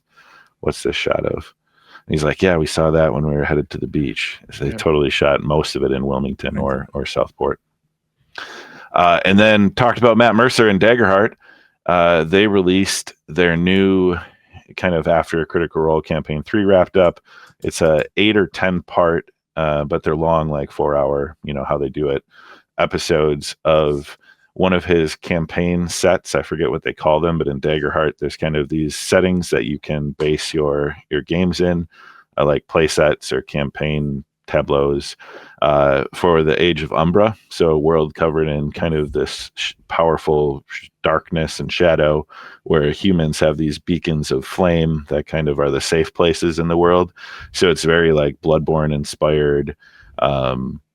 Mercer says like Bloodborne, Dark Souls, like Berserk influences. So it's like Mercer doing Grimdark, and it's been pretty fun. Age of Umbra. They're playing Daggerheart, which is also interesting to see a new kind of system and new character classes and such. But most of the cast, I think all but Liam and Laura are starting. I think they might join after a few episodes. I don't know, but it's like Sam and Travis, Marisha, Ashley, and what's his name?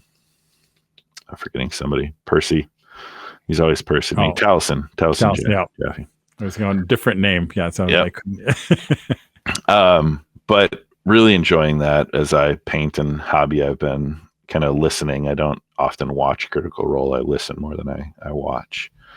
But I want Matthew Mercer to make like bedtime stories, and I think I'd have no problem falling asleep at night because I just love his voice. And when he's explaining these creepy, grim, dark things, a little different than some of his other worlds. So that's been a lot of fun. That was a lot.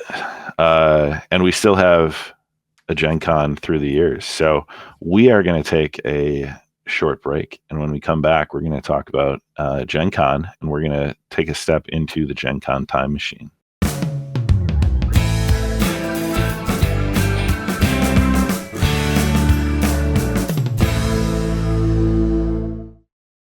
And we're back, and it is time to step into the GenCon time machine. So for this segment, we each have selected 3 GenCons that we have attended in our attendance history of the convention in Indy. We're not going to take time talking about what GenCon is, because if you don't know, you're about to find out. But we are going to tell you about why these 3 were memorable, and each stop is a specific year or era of attendance. If you've gone to different eras, I think mine are largely the same era, but we'll talk about that. And I'm not old enough to have experienced different eras. what you played, what was big in your gaming then? Anything that around the time, books, movies, films that tied into your Gen Con experience. So Troy, since you have likely the longest tenure as Gen Con attendee, at least amongst the 3 of us, you can kick us off, because I think you can go back a little bit earlier than Raf and I. Maybe a little bit on that. I think you were attending Gen Con before I was born. That's a little scary. That's a little scary. The idea here was, right, again, we're not gonna, you can see a million things about what Gen Con is. I think this was more of the idea of here's our personal history of Gen Con, and because I think, as we've said, everybody makes Gen Con their own, and how you do that. It's so big now, and even that. So I'll jump in. So if you don't know, right, originally Gen Con was in Lake Geneva area, whatever, but then in kind of the 80s, it moved to UW Parkside, which is a little bit south of Milwaukee, kind of basically in between where we are and where Raf is, kind of it's really the kind of the very southern is part that Kenosha? Yep, Parkside. Kenosha.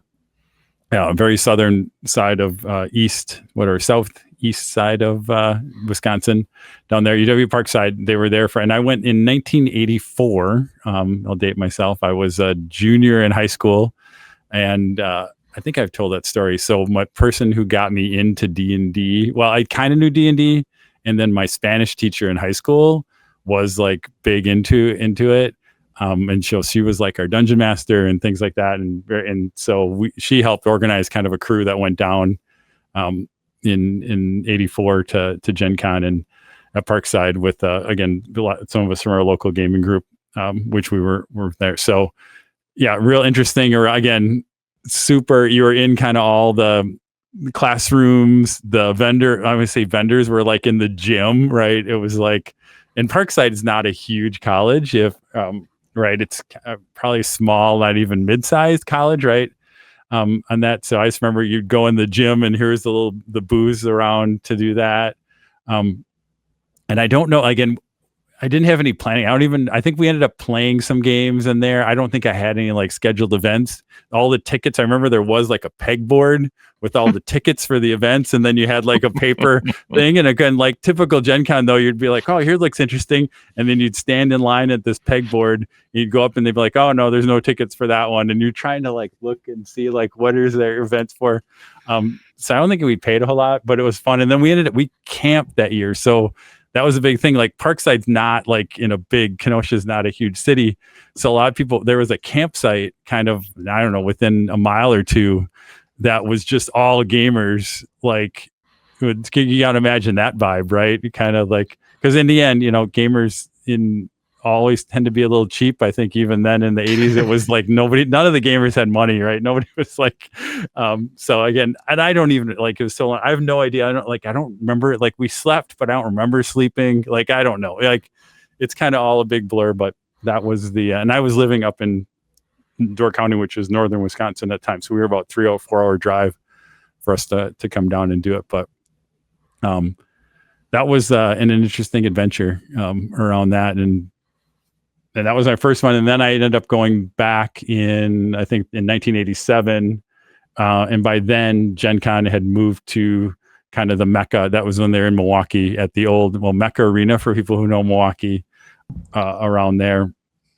And I think where'd we stay at? I think we stayed at the, was it I don't know, it's whatever was on the, I don't know, one of the hotels downtown there. I just remember it had a pool, and it was we had our I think my John came down with me and some other, again, it was kind of our group around there that came down for that. But and I can remember like that was like the start of, you did have a lot more of the kind of miniature games, kind of besides D&D, that you started to see some of the historical miniatures and things around in 87. And you were, again, very small, kind of compact around, if you know the Mecca Arena, around some of that. But that was kind of, again, not the, I think we booked a hotel room or something, right? There wasn't a lot of pre-registration. You didn't have, right? This is all pre-internet. There wasn't a whole lot of kind of vibe. It was really, you kind of had your local group and played. And luckily, again, I had people who were, wasn't the most outgoing person, but again, like I said, my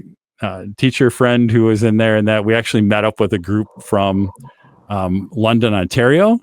And what was cool is then I think in a couple of years later, they actually came and visited us and all stayed at in Door County where we are and gamed and kind of stuff. So it was kind of cool. Like we did meet some people again, even back in the day and created some relationships around some of that. And just the kind of, just like it is now, that you meet people and you kind of expand the network on that. So that's like super early before, and you really, I mean, TSR was really the big player. You had TSR, maybe I'm trying to think if you kind of maybe had FASA starting to kind of play in that kind of thing, kind of the Avalon Hill back in the day, but it was very TSR centric around and back in those days.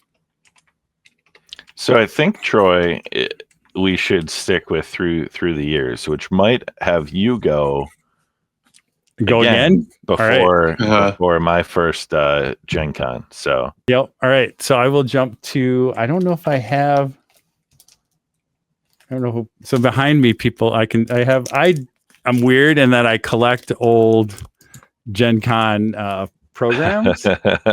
I'm thinking, I don't know what this one is. This one is 95. I did it. All right. So 1995. We'll try and get it in focus and around some of that. If I get my, that's the kind of thing. When I have one program, I'm like, I don't need to save this. But if there was a day when I had 15 or 20, I'd be like, oh, this is awesome. I'm so glad I did this. Like getting through the first 5 is like, I'll never do it.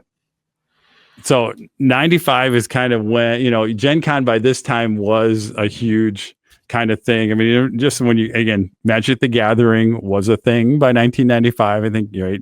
Alpha was Magic, 93. Yeah, Magic had hit the year. So these were again, I don't know if, again, this is probably before your time, but you would, in that time, as Magic was taking off, like you would go into the vendor hall and like everybody and their brother had a collectible card game and they were giving it away. Like, I think I still have, like, I played a Star Wars one. Right, there was Episode like 1. Everybody had like, and then you had Magic players everywhere. Also, like they would just like you couldn't walk 2 feet, and they were on the ground trying. Everybody was playing, trading. And kind of that era was interesting because you did have it was kind of the rise of Magic in the time. I think one of the things to highlight is we'll go through back in the day. I'll look at. I don't know if you saw the special guests on here. Like Gen Con used to be a little bit more of like a fan con. You had more like, so here you had James Doohan, Scotty from Star Trek was there. Adrian Paul from Highlander was there. Roger Zelazny, the author back in the day, and that Boris Vallejo, the artist. Again, you still see that, but especially some of the star, right? I think you don't, again, we'll get maybe contrast in the future. Like you don't see that as much nowadays as of kind of I'll call it the fan con, right? Some of the stars. It's kind of interesting as how the con's grown. Some things it's almost become too big for some of that stuff. So, but 95 was, and again, I lived here in Waukesha, so we're about 30 minutes away. We didn't stay downtown. We commuted, but it was long ass days. Like I think we would get, because sometimes we'd have events back at 8 or 9 o'clock. So you'd be like getting up to get downtown, park, and do that. And this was a time that really started to get me inspired to start running events because there were some guys there doing, again, you don't think they were doing a lot of like 40K narrative events. They had built huge kind of really cool boards. I remember this one, like, again, I think he had like it was some kind of a wall and fortress that was like 2 feet high out of foam and things. And back in kind of whatever 90, I don't even know edition, you were still in probably Rogue Trader kind of second edition, I think around that time. But I think we ended up playing a couple events over that con and kind of this couple guys that had done kind of these 40K narrative things. And that was really what is inspiring. I remember it inspiring, like, oh, like this is cool. This is a cool way to play. And we started to do, and in coming years after this, John and Ben and I, that was our start before we did Space Hulk and everything else. We actually did kind of 40K narrative events. I kind of built some tables, and we kind of had we had a castle, and we just had kind of like, I think we had 5 or 6 people come up. You each kind of had squads of guys, and the idea was you're attacking the castle and doing some of that stuff. Ben ran early Epic back in the day. He ran Epic events because the old 40K Epic, which is the Legion. You know why now Ben and I are playing Legion Imperialis, because he was huge in some of that. So that was really our start for like, hey, these are, if you want to play it, you play it, and if you want to play it, run it, is kind of always things. So we started to get our feet wet in some of that stuff too. So 30 years of running convention games. Now look at your Space Hulk. Yeah. One of the most incredible set pieces in all of Adepticon. But I mean, there's a bunch of stuff, but 95 was I don't know, like, it's kind of by that time you can, and that's what I kind of remembered when I kind of picked 95 too, is I just do remember a lot of because I had been out of school for 5 years, so actually, again, you have some money and you got some thing, you can kind of go and have make it more of a vacation fun kind of thing too. So and again, there'll be a theme there, but you hear me mention my brothers, right? It's been a theme for them and going with them to GenCon for years and years and years. So 1995, I had started gaming. I was probably close to middle school. It was 1998 where I made my first GenCon trip. I was old enough to drive, so I think it was 98. Danner and our friend Dave had gone down and gotten dropped off on Thursday night, thinking they could get into the convention. They couldn't. They couldn't get in until the early hours of Friday morning, so they spent the night walking around downtown Milwaukee, stayed up all night. I joined them on Friday morning, and I think they had taken naps, or like, I don't know exactly how they survived. I don't know how I convinced my parents at the time to let me go downtown Milwaukee and stay for like 2 nights. I don't think we told them that we had a hotel. Like, we didn't have a hotel. We were going to like just stay up and game and pull all-nighters. That was the concept.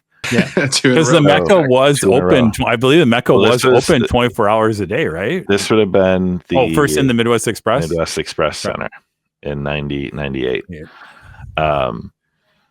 And so it was so funny when Adepticon when we walked from the Hilton into Adepticon, that second level like balcony, they used to have tables with like table runners where people would sit and like sign stuff or like do stuff. We had set up a system where we would like take naps overnight under the tables because the table runners would hide you from security. We set up a base down at the bottom of that escalator from the Hilton down where we played D&D and Magic the Gathering. Then we'd wander the convention. And we literally, like, we called it Serenity. It was our base. Like, we go back there and like, just sit with our backpacks, make it look like we were reading something and take a nap. I think it was finally Saturday night. I went back to my car in a parking garage and took like a 2-hour nap in my car. Like, so we were doing the like high school kids at GenCon with no money, no hotel, just playing games. We didn't do ticketed events. It was just walking around demoing stuff and then playing our ever-present D&D game and like watching and spectating. It was my first experience seeing a vampire LARP. Like, costumed people playing, and we're like, what are they doing? This is so wild. Like, and it just vivid memories of that year. And then, the one other thing, we did spend money to play some pod. We got into the pods and played some mechs. You remember waiting in line? Do you remember, like, you'd wait in line for quite a while, and then you'd get done, and then you're like, well, let's go either wait in line again, or and security wouldn't kick you out unless you were like warned and then still slept. So we found these these places that we could hide basically from security, because they closed the ballrooms and everything. So you just had like the hallways, and we're like, we're not leaving. We don't have anywhere to go. Kick us out where? We don't have a home here. So your camping was similar in a way, but downtown Milwaukee and the Midwest Express Center was far different than a campsite outside of UW Parkside. Oh, well, I'm sure I saw you there, Ty. I just didn't know you at the time because You're probably like, look at these idiot kids. Yeah, you're like, there's the people. Well, you'd always see, you're like, oh, there's the people who haven't slept, right? Yeah. I went to a live podcast recording at one of the Gen Cons I went to, and the people who I now game with every single week, who are like some of my best friends, were sitting one row in front of me, and we just didn't know it at the time.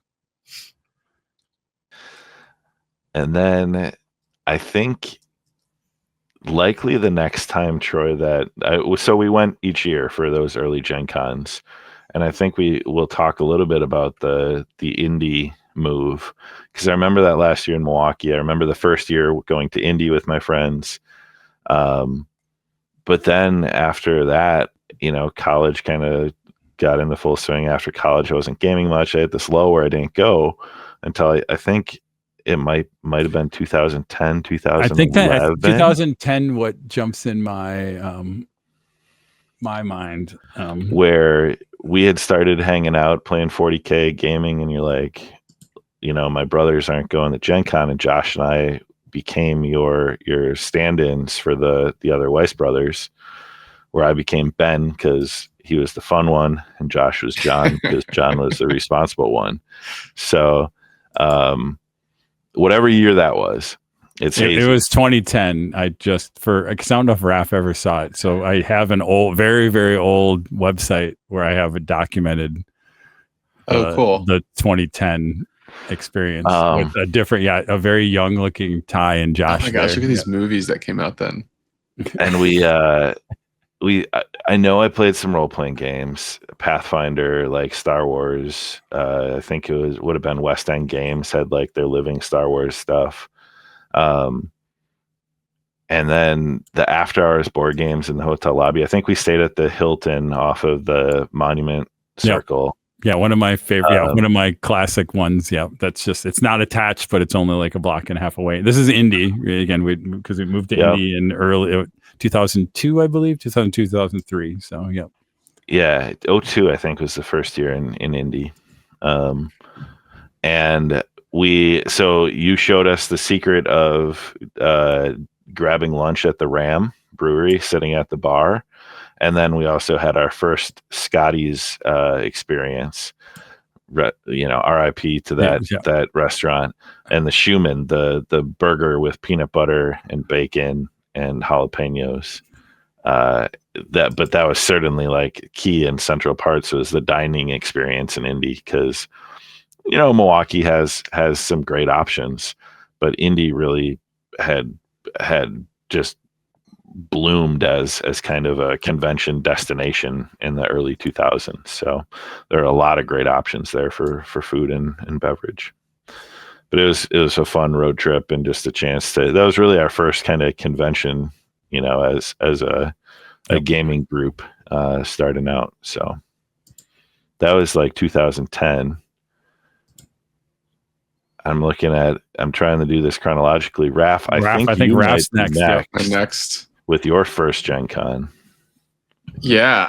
So it's really cool hearing how long you guys have been gaming. I wouldn't even describe it as tabletop adjacent my whole life, but I didn't really get into the hobby really until more or less 2014. I think 2012 was when Netrunner came out. That's when I really got into it. But like, sometimes I'm like, I've been gaming forever. I've been gaming half my life. And then I talk to folks like you, or I talk to Carl, It's really cool hearing it go all the way back that far. But yeah, I was looking through my old photos, and I think pretty sure 2014 was the first one I went to. And I remember being literally awestruck the first day, like walking in with all the people when the vendor hall first opens up.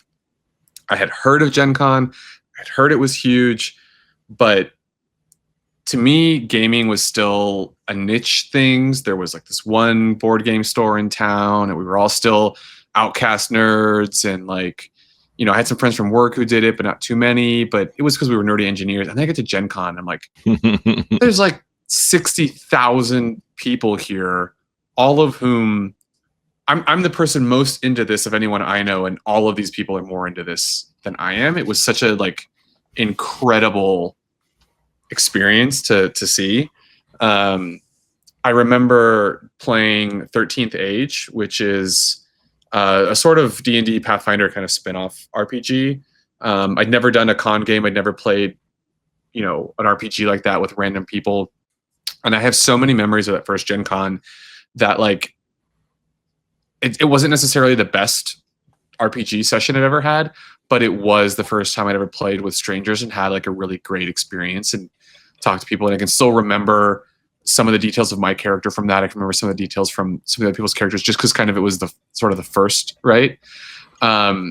We did True Dungeon, which again, at that time I hadn't seen anything like that. I thought it was the coolest thing to get to be playing live action D&D. Now I don't love True Dungeon anymore. I guess I feel like True Dungeon stayed still and escape rooms ran and sprinted and are now kind of True Dungeon should try to step itself up a little bit. But it was a really cool experience. It was a ton of fun. I mean, the thing raking in cash should reinvest some of that into improving the experience. Yeah. Even then, like one of the puzzles was like a light switch that you were like flicking all these light switches to try to turn these lights on, and like it was broken. Like some of the lights weren't turning on when they were supposed to, and we just kind of got like a handy wavy pass, and like it has some flaws, but whatever. And maybe I mean because I think the real memory, maybe I don't want to jump, I don't think I have it anywhere, but the real fun with True Dungeon, I don't know if you ever got Raf, was when we had some groups where we had like the whole group, the full group, and it was us, and those are the memorable ones. Like, so, it's not even like I couldn't tell you the dungeon, but I could tell you when Matt Danner did something crazy in the middle of it, or like that. I think those are our really cool True Dungeon experiences when we get lucky enough to kind of have the whole group and create that experience together. Right? It was fun. So this one we had 6. This first one we had 6 of the 8, and the 2 people that were joined with us were like the people who go to Gen Con to run True Dungeon 8 times. They had literally a Chewbacca bandolier of like True Dungeon tokens with like all of these weapons and spells that they were allowed to bring in. So they sat down and we were getting the spiel, and they took over. It was like, don't worry about it. And they handed us all upgraded weapons to use. And they were like, we'll handle your equipment. Just give it back to us at the end. Obviously fine. That's when I learned that there was a whole True Dungeon ecosystem collectible element of it. I didn't know about that. But yeah, it was really cool. I played in Netrunner tournament, did horrendously and dropped. But like, again, here's this game that at that time I was deeply passionate about, is what led to me getting into the industry. And here I am playing with like 100 and something other people. Like, it was just, for me, almost so validating. Having spent my whole life being like the nerdiest kid around, and no one being as nerdy as me, to walk in and be like, I've got nothing on 80% of you. And I mean that with like so much love and positivity. It was so cool to do those 4 days. Like, I will never forget that first Gen Con. I don't know what games were released. Like, I don't remember any of that stuff from that year. I just remember walking the vendor hall and buying some con exclusive minis and finding all these games I'd never heard of, and like the niche weird 20 people play this game, but they have a Gen Con presence type stuff that you see there is just like, it's so cool. It's so cool. Absolutely. So that was 2014. Did you skip a year then? Were you like every other year before you returned? Well, no, I had a child in July of 2015. So I That'll did do it. participate in GenCon. Suze Sheldon of formerly the Dice Tower, now Salt and Sass, and she's part of Restoration Games. She started a movement called GenCon at that time, and it was an annual, mostly Twitter, but like social media event for people who couldn't go to GenCon to play games and post pictures. And the first year I participated, we're all participating in it. The second year I did, I judged like the mini painting competition that they had, stuff like that. But so I did GenCon at home 2015 because I had a 1-month-old in my arms. Yeah. But 2016 was the next one. So 2016 at this point, I was in the industry. I had started my podcast. I started freelance writing, and I attended GenCon on a press pass with a massive schedule full of meetings and stuff like that. And so it was memorable because it was the first time I felt like a member of the industry in a professional sense. It was also, I went with the guys who are now my normal game group. And Tom and I went early, and Tom just kind of followed me around the first day. He's like, I don't really have any plans. You've got all these meetings. I'll help you out. By the end of the day, I was non-functional. I couldn't open my water bottle. Tom just steered me out of the vendor hall and was like, I am taking you off site to a brewery. And we sat down at the brewery, and I was like, we still got to play a game. We played the Duke while we drank beer. But he's like, you burned yourself out on day one. Congratulations, you Icarus. Right. And so like this, because I just Tom, bless his heart. I took every meeting I could. And so like this one is memorable for me because I have these like lows of truly being burned out, and like, I worked too hard. Right. But like, that was also the year I discovered staying up late, and we played Captain Sonar and Secret Hitler with new friends that we made who would become recurring con friends. We stayed at this like amazing Airbnb that I lucked into. And we, like this group of us, like I was all burned out on day 2. I think it was day 2. And I get back and we start playing Go Cuckoo, which I don't know if you guys have played that. It's a Haba game where you, do you remember Kerplunk? The game where you have like the little sticks and the marbles? It's Kerplunk in reverse. You're laying sticks and building a nest and trying to like rest eggs on it. And we started playing that with some amazing Basbo's pizza and 100 beers. And it was like the exact opposite of grinding work meetings. And like, again, like the highs of this GenCon were so high. And then obviously I had some lows from overlearning myself, but I learned a lot too. And like totally changed how I approached cons because of that. But yeah, Tom was my guardian angel basically at that con. It's, I think a lot of my memories of GenCon, what we're seeing here, aren't about like the specific releases or the on the con floor. It is like so much of it for me is those meals, and I think we'll get further into this, but the hangouts, the gaming after hours, the just the camaraderie of your tribe, right? Like people that love the things you love and geek out over it. And there's something awesome about being in that environment, even when it's overcrowded and overstimulating, and that helps.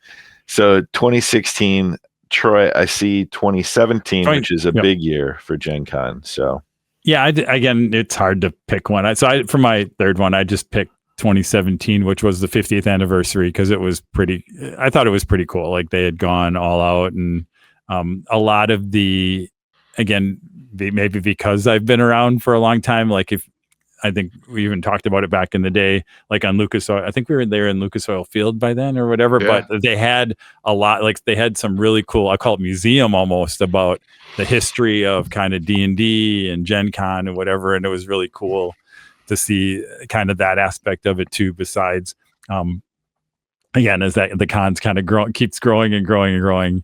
And 2017 was amazing. And again, we had a full, I think we had, by that time too, we had kind of the Basement of Death had kind of laid out a lot, not all the tentacles yet, but we had a group of there. I think we had, Brian Nairo and that group we started to know. Will and Brian, I think we're close, right? I think we're close in that time frame and some of that stuff. And around that. So we had a really good, large group. When we go down, we have a large group and things. And so there was truly a run like 15 through pre-COVID 19 where it was like every year the group was huge. Like, yeah. Cool. Yeah. And so, I can go 50 was, And I think it's the only year where I did not get the commemorative dice set from Crystal Castle. And every other year that I'd been, it was like, you could get them every day. They didn't run out. They bought so many. And it's the one year I didn't get it. And I've looked on eBay a couple times and I still don't have that one. So I did not grab that one. I have one. So I have what's a little scary. I have a 50 die. I also have a 25th anniversary die of of that's up in my office over there. And every once in a while you're like, oh, these sell for a little bit on eBay. I think I got the free 50, but they were out for the day. And I was like, I'll just go back tomorrow. And I never got the full set. It's cool. It's black and gold too. I mean, I wish I had that one. Yeah, it's really cool. Yeah. So then we get to 2019, and why 2019 I chose this, and Raf, I think you did too, is this was really the last GenCon before COVID. Yeah. And then how it kind of changed drastically and then rebounded years after. But for me, 2019 was kind of what I call peak GenCon. Like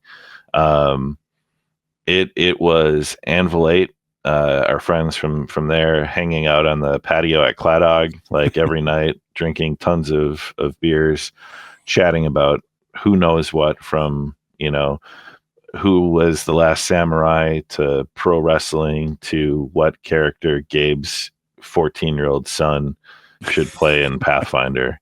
Like just all sorts of stuff. The whiskey flights at Cladog, that kind of became like my lunch spot. I'd go there by myself quick and sit at the bar and like eat lunch and have a couple beers.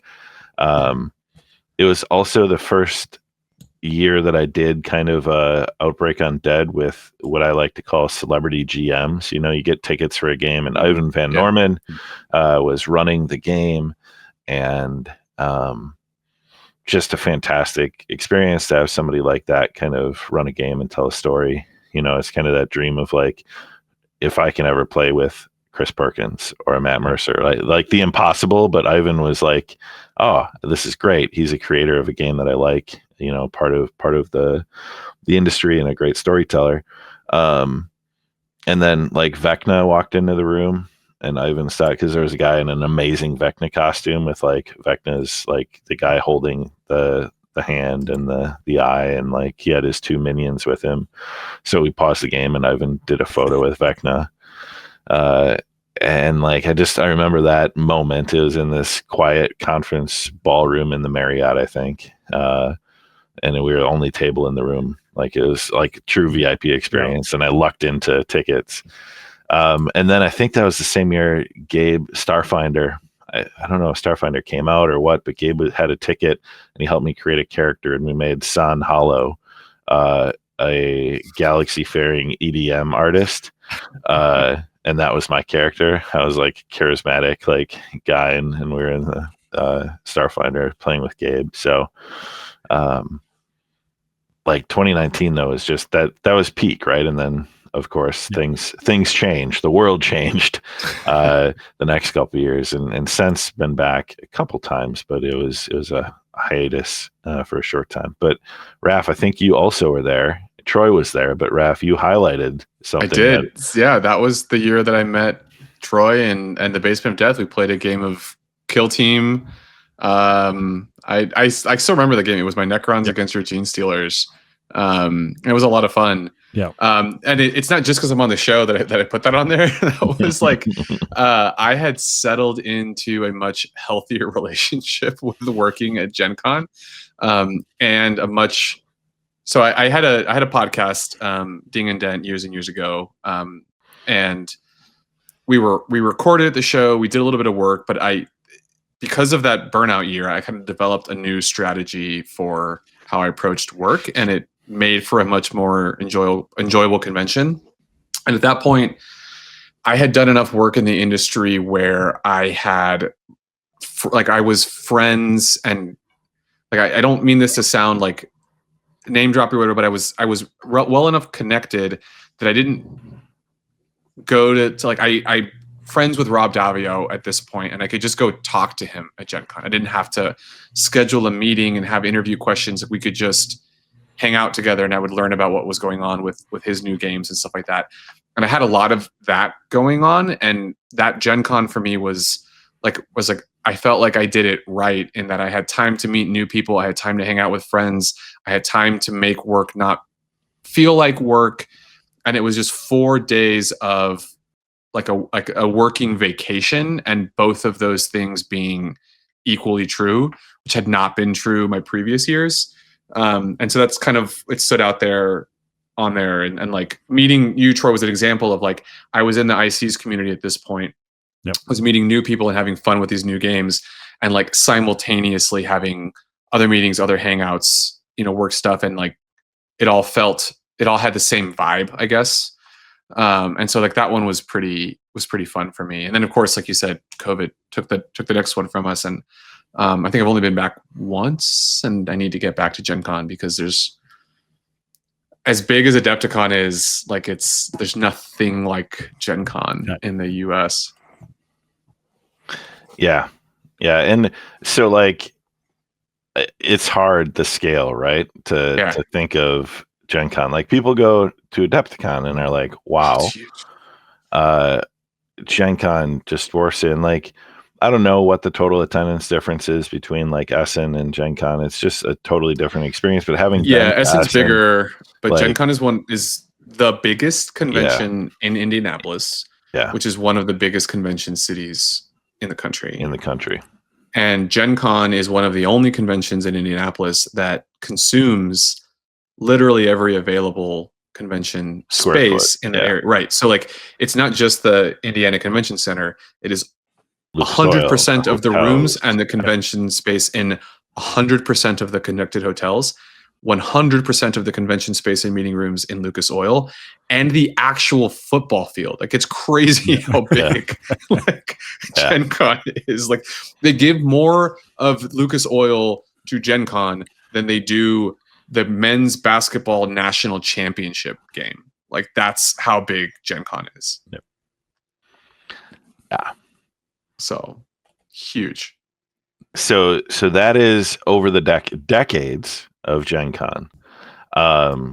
So if that doesn't kind of paint a picture of how long this thing has been around, how much it has grown, there was a changeover period, the big move from Milwaukee to Indy. Gen Con had been a very homegrown thing, like Geneva to Parkside to Milwaukee.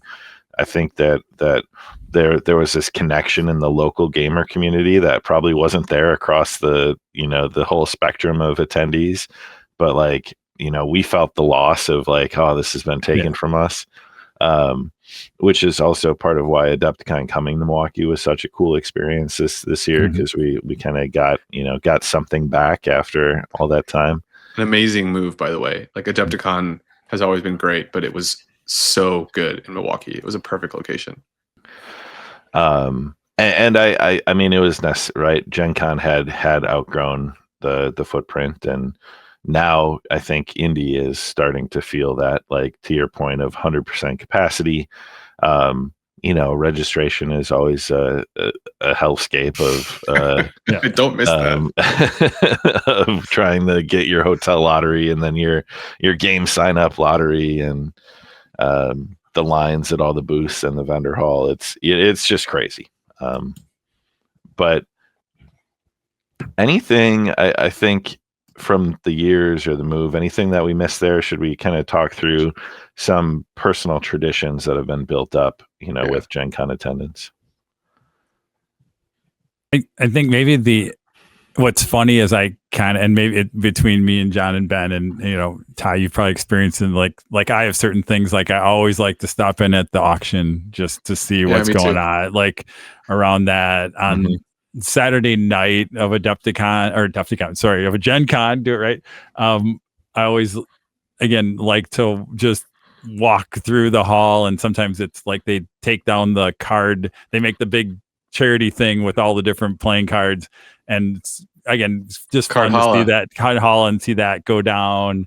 In some ways we like to even, there's always an anime area, and even if I don't really, it's always fun to just, so it's like, I always have these, like, I need to kind of like make sure I am doing my thing, whatever that, but I always try and like spread out a little bit and just see the different areas that I've always kind of checked out on GenCon. Those are it's kind of the ritual of some of that. And again, and the Sunday vendor hall, like usually it's like, oh, on Sunday I really usually don't do any events. Just going to do one last kind of walk through the vendor hall and maybe see some of the nooks and crannies that during the week you didn't get a chance to see. Because like nowadays, in the old days, it's like you could see everything, and now it's like you still don't see all the vendor hall. No matter how much you tried, you probably still missed a half a dozen or more booths in some corner or something because you made a wrong corner or something else like that. So that, I mean, and then it used to be, again, it feels, again, maybe we'll talk about like there used to be some like the RAM and some of the food things we used to do. That's kind of changed, I think, as things have gotten busier and whatever. So many people. Yeah, it's just it's not as now you just kind of play it by ear. And although the food trucks and kind of that whole new area, like that's starting to become another, a little bit of a replacement for, I think, some of the normally we would always find a way to have a. Well, the RAM isn't really there anymore. It's whatever, some different thing, but we'd always try and find a way to eat at some of those. But I think that stuff, again, as it grows, right, some of that stuff changes. But I don't know. That's kind of my ritual on some of that stuff. And I didn't mention, so I do have my so my GenCon badge. So and Ty knows this, my number, I have a 3-digit badge number for GenCon. So like if you look at people now and it's like hundreds of thousand, right, whatever, and it's funny when I go, because every once in a while, especially if you go, people like see that and like, whoa, like that's a pretty low number for your badge number, because I've had it for whatever and since forever, and they haven't like done their system yet and reset the badge numbers. So I still have my 3-digit badge number on my thing. So it's pretty incredible. I wonder how many of the badge numbers in front of you are still attending and still, Yeah. It's funny, like every once in a while, because I think where I was somewhere where somebody who, I can't remember what, but one of the vendors who noticed it, and she did say, oh, there was one other person that they saw who had one lower than I did, and I can't remember and it was more of like somebody who they knew, like somebody who might have been that. So You're going to get like a GenCon Lifetime Achievement Award. Yeah. Yeah. Absolutely. I think of it like the line in front of you, right? Like you're moving up to the front, and someday you're going to be the longest running GenCon attendee. I don't know. And we're going to celebrate that, where you might be 80, going up with your cane up to the front of the will call line. Yeah. Because the Postal Service won't exist in the year 2045. Oh, I think, the thing that I think about from a personal traditions, you talked about kind of the after hours gaming, the meals. One thing I didn't talk about is every year I would go, so BGG has kind of this list that gets curated. It's like a thread in their forums of what game company is bringing what new game, and it's dozens and dozens of pages of companies and games. But I kind of go through and I curate a list of what am I interested in trying to see, what looks cool. Sometimes we talk about it on the show. We kind of say, here are the things we want to look at in past GenCon episodes. But I like that that's still, somebody curates that list and puts that together on Board Game Geek. The Spiel one just got posted for Spiel, and it has a very suggestive, not suitable for work game about rabbits that I'm going to have to post in the Basement Death Discord. Because it's crazy, because not to jump on what you were saying, Ty, but every game that's getting released at GenCon gets posted in there, and because it's so big, there's some wild shit in there. Yeah, absolutely. But that's something that I look forward to each year, is kind of spending late hours of the night at the lead up, kind of going through and saying, I want to see this, I want to see this, I want to see that. My personal tradition, the one that always sticks out is the sort of late night gaming. Like I said, most of my Gen Cons were work trips. When the vendor hall was open, I was doing meetings, even when I was doing it in a more rateable fashion.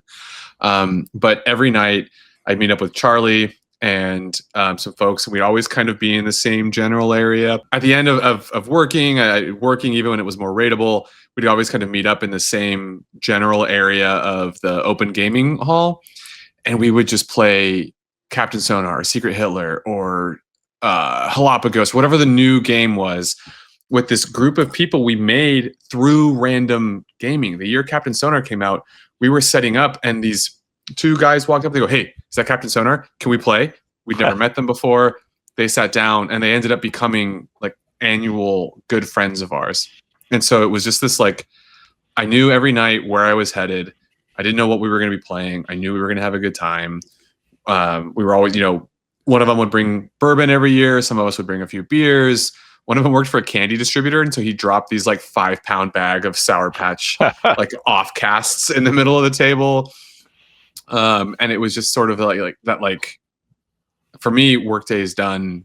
Now we're having fun, and it's what Adepticon feels like, hanging out in the BOD room this past year, of just like good friends, not really sure what the plan is, but it's just like pure your favorite thing in the world, which is like gaming with good friends. Absolutely. All right. Anything from a personal traditions that we haven't talked about before we kind of move into our, memorable Gen Con experiences, kind of top like moments, which I think will be a lot of fun. All right. Let's do it. Troy, we call you Hollywood Troy at times. Let's hear your Hollywood Troy's top 3 Gen Con encounters. All right. I'm going to go. So the first one I have on here literally goes back to 1984. If you remember, so nowadays there is the Marvel superhero role-playing game that Matt Forbeck has done. I know that. There, if you go way back, there was a yellow box that was the Marvel superhero game that was done by Jeff Grubb that had come out in right around that time. And that was, I do remember, in this gym in UW Parkside, you're like, wait, there's Jeff Grubb standing behind the booth selling me TSR stuff or whatever, because I believe, he was working for TSR time. And again, that was that first getting that, like, wait, like, here's the guy, his name's on the box. I'm some 17-year-old kid, and you're like, I can have a conversation with Jeff Grubb and talk about. We were playing that game at the time.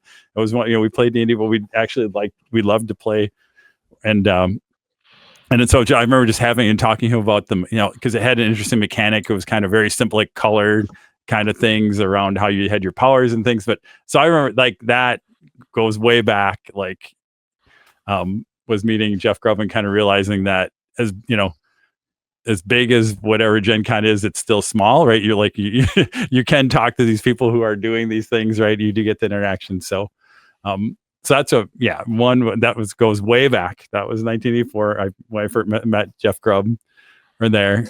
Then I'll jump ahead to, this had to be probably 2000, maybe 2008, 2009. And Pat Rothfuss was at Gen Con, and it just said this was just around Name of the Wind had just kind of come out, started to do that. So I think I had read it. I got a recommendation there, and he was doing a reading. And I can't remember who there was another guy who's done author with, and I think I dragged John along, even though he hadn't. I'm like, you haven't read this, but let's go to this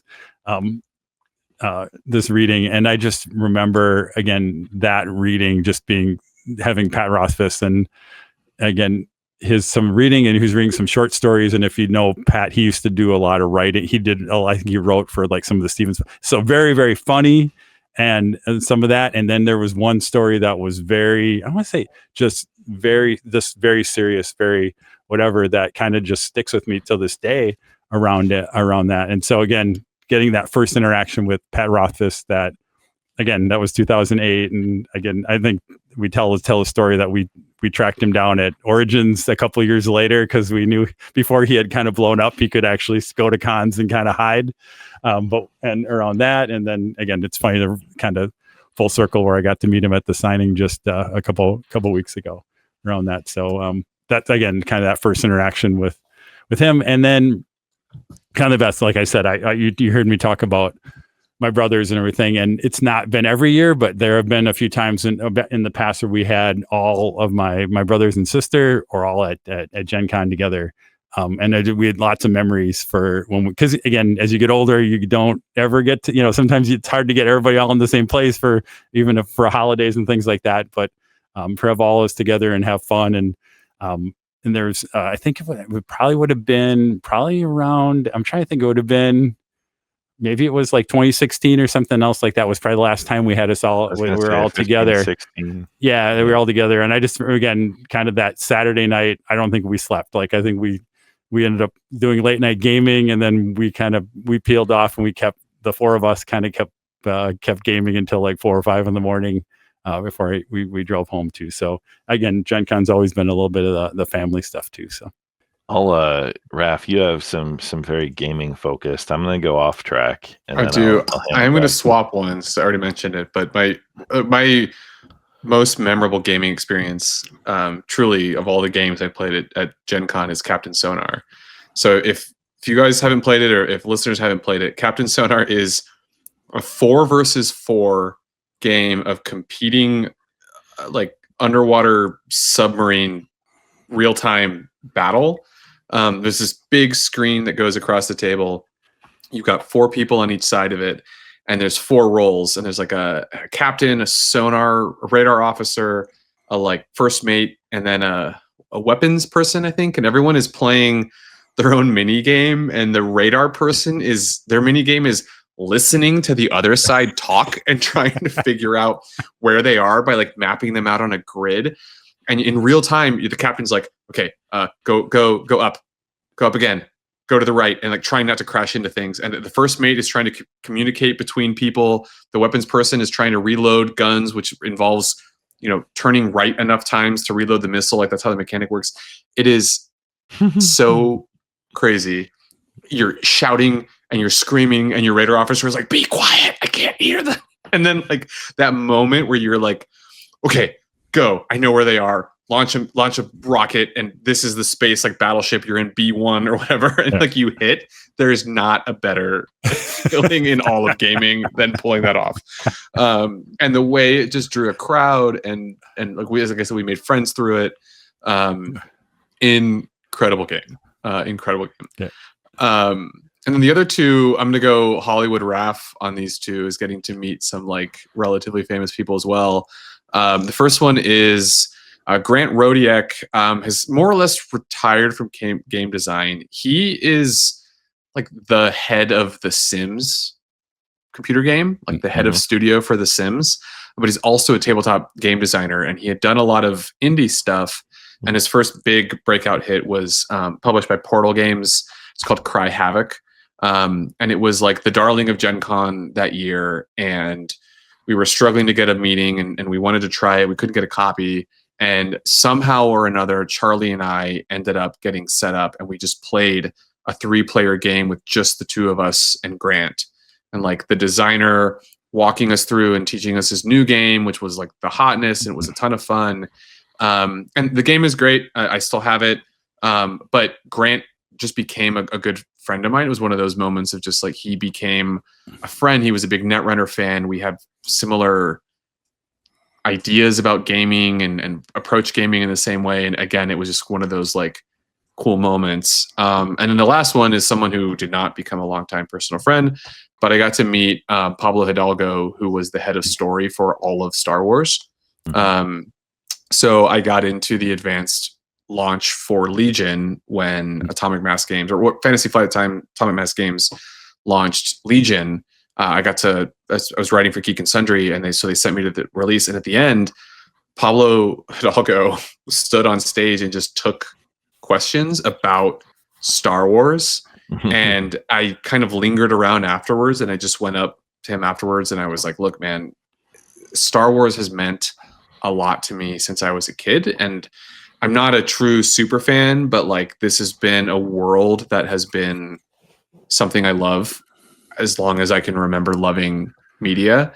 And this was the guy guiding the story. And I loved Force Awakens and I loved The Last Jedi. And this was all kind of in that era of Star Wars coming back, and we're getting Rogue One, and just getting to meet him and like say thank you was like a really cool experience.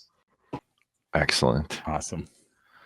I'm gonna go opposite of big names and industry people, and these are just events that have been formative in my friendships and my groups. And number one is we played an Outbreak Undead scenario, and we've talked about this on the show before, so I won't go into all the details, but it was one of those rooms where it was 6 people, the GM, and then one other random person at the table. That poor person. And it was on a boat. We went out to like a cruise ship. We took a little boat out to it. There was this horrific encounter on like the Lido deck of the ship. And I said, well, you guys are going to do that. My character shuts the door and goes back down to get the boat ready because we needed to be able to leave the ship. So I avoided the horrifically dangerous combat because Outbreak Undead is an awfully, it's hard to survive. And I went and I got the boat ready. And my friends all said I left them. My friends said I betrayed them. I thought I was doing the right thing. I was getting, the ropes undone, the motor started. They might tell you I left before they got back. I would tell you I waited until the last possible minute for them to safely reach the boat and headed back to the community. So Ty getting the boat ready is a thing. So Ty, I do want to you say no big names, but you got years and years and years. We played Outbreak Undead with what's his name, Chris, the designer, De La Rosa. Yeah, De La Rosa, right? I mean, it was just that was just the thing we did, right? And and had many. That was a highlight, but we had many. There was a string of years there where we would have a large group of us, and we would again get the majority. We would warn anybody else who was in the table with us, be ready for a ride. Are you good with us? And most of the time they were ready. They were good with us. Yeah. Came along. They came along for the ride and things like that. But yeah, so that, Outbreak Undead. There's many, we have many memories around that game. So successfully got the boat ready though. That's the takeaway. Yes. Then the Anvil Lake guys. So Brian and Will introduced me to, I think it's the Raskeller, and there's one in Madison in the Union, but the Raskeller in Indy is like a German beer hall restaurant, kind of off the convention center area. It's like a Uber ride or a long walk, but they give you those classic huge German, massive mugs, steins, and the food. And there was a photo op that we took. We had this one table that's up on this elevated stage, and we posed. There were only 4 or 5 of us, but because there was a photo of a bearded guy. So Brian has a beard, and I don't know if Brian was there. I think we posed around as if he was. Maybe he was in it, but we recreated the Last Supper kind of painting as a photo with 5 of us, and it's one of the greatest pictures that I've ever seen, where friends of mine have made it. I don't know that I need to find it somewhere, a digital copy, or I bet Will can send it to me. But it was a truly epic moment. But it was an incredible meal. Gabe and Will and Brian and Josh, some very dear friends, lots of beer and good food. And I've tried to make it back. I do enjoy that. Probably try to get there this year for a meal. So, and then Josh, I hope you listen. And this is because I love you so much.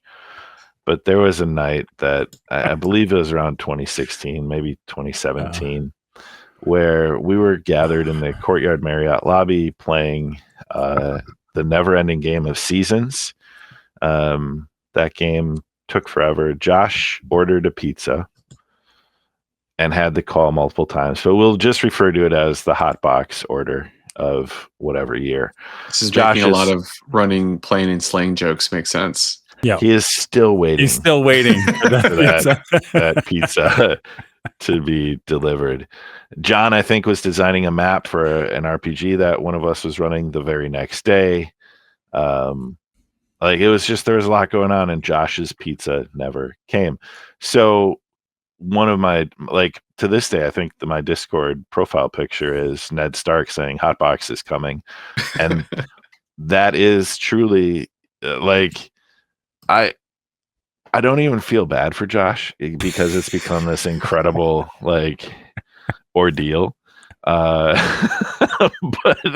I don't know that we've ever got more mileage out of a pizza order. Yeah. His pain was the Matt community's gain. Yeah.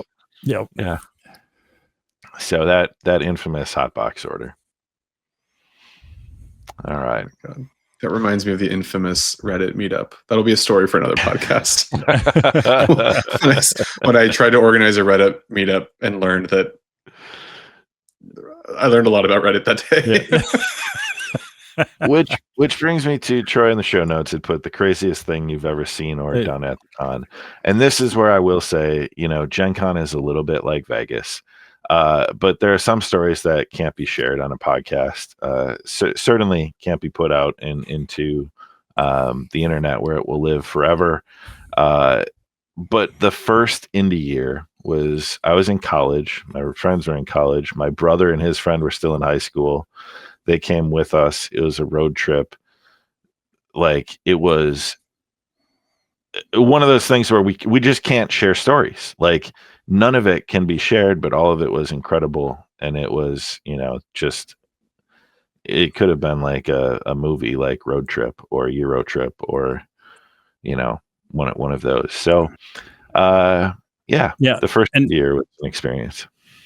And I John or Ben will correct me, but we go way back. This had to be either Midwest Express or whatever. And what I feel like there's a version of this that happens every year to someone, whatever. But what we remember is, there's always the gamer who's late they're trying to get to some event and they're trying to make their way, push their way through the crowd. Kind of, you're not going to get to where. But what was memorable and still sticks into our mind, and I may get the details a little wrong. So kind of I'll say larger, burly gentleman. And he might have been, had some kind of a costume on. So you could see maybe had, maybe a little bit hairy of a guy, darker, but dressed in a pink unicorn costume. But screaming kind of, I'm late, and trying to force his way through the crowd as he runs through, and it's burned a vision, and we still talk about it. Only at GenCon, right? And there's versions of that, you see that version of that every year, I feel like, but that one, we still joke about that, Ben and John and I, because you saw that and you just didn't know. You're like, yep, I guess, yep.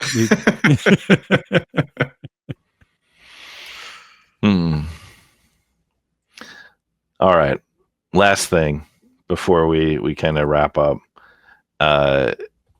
What was a game discovery? Kind of, before it got big, something that you got in on and were like, this is a great time, before it really blew up or was kind of what it is today. Thanks to GenCon. I'll just do we've talked about already. And I think this is Utah, if I remember right. We were sometime when Zombicide came out, and I don't know, we were doing whatever, and I remember being in the hall or meeting up, and you're like, yeah, I saw this really cool Zombicide demo or whatever, you should go check it out. That's all you ever said. And then, whatever, 10 years later, right, and how many Kickstarters and boxes around or whatever, was one of those. And again, it was just one of those where I probably would have found it, whatever, but it was literally, I think it was you, seeing it at a vendor hall, and I think you did a quick demo or something, and you said, oh, something Troy probably will like. I'll mention it to him, and yeah.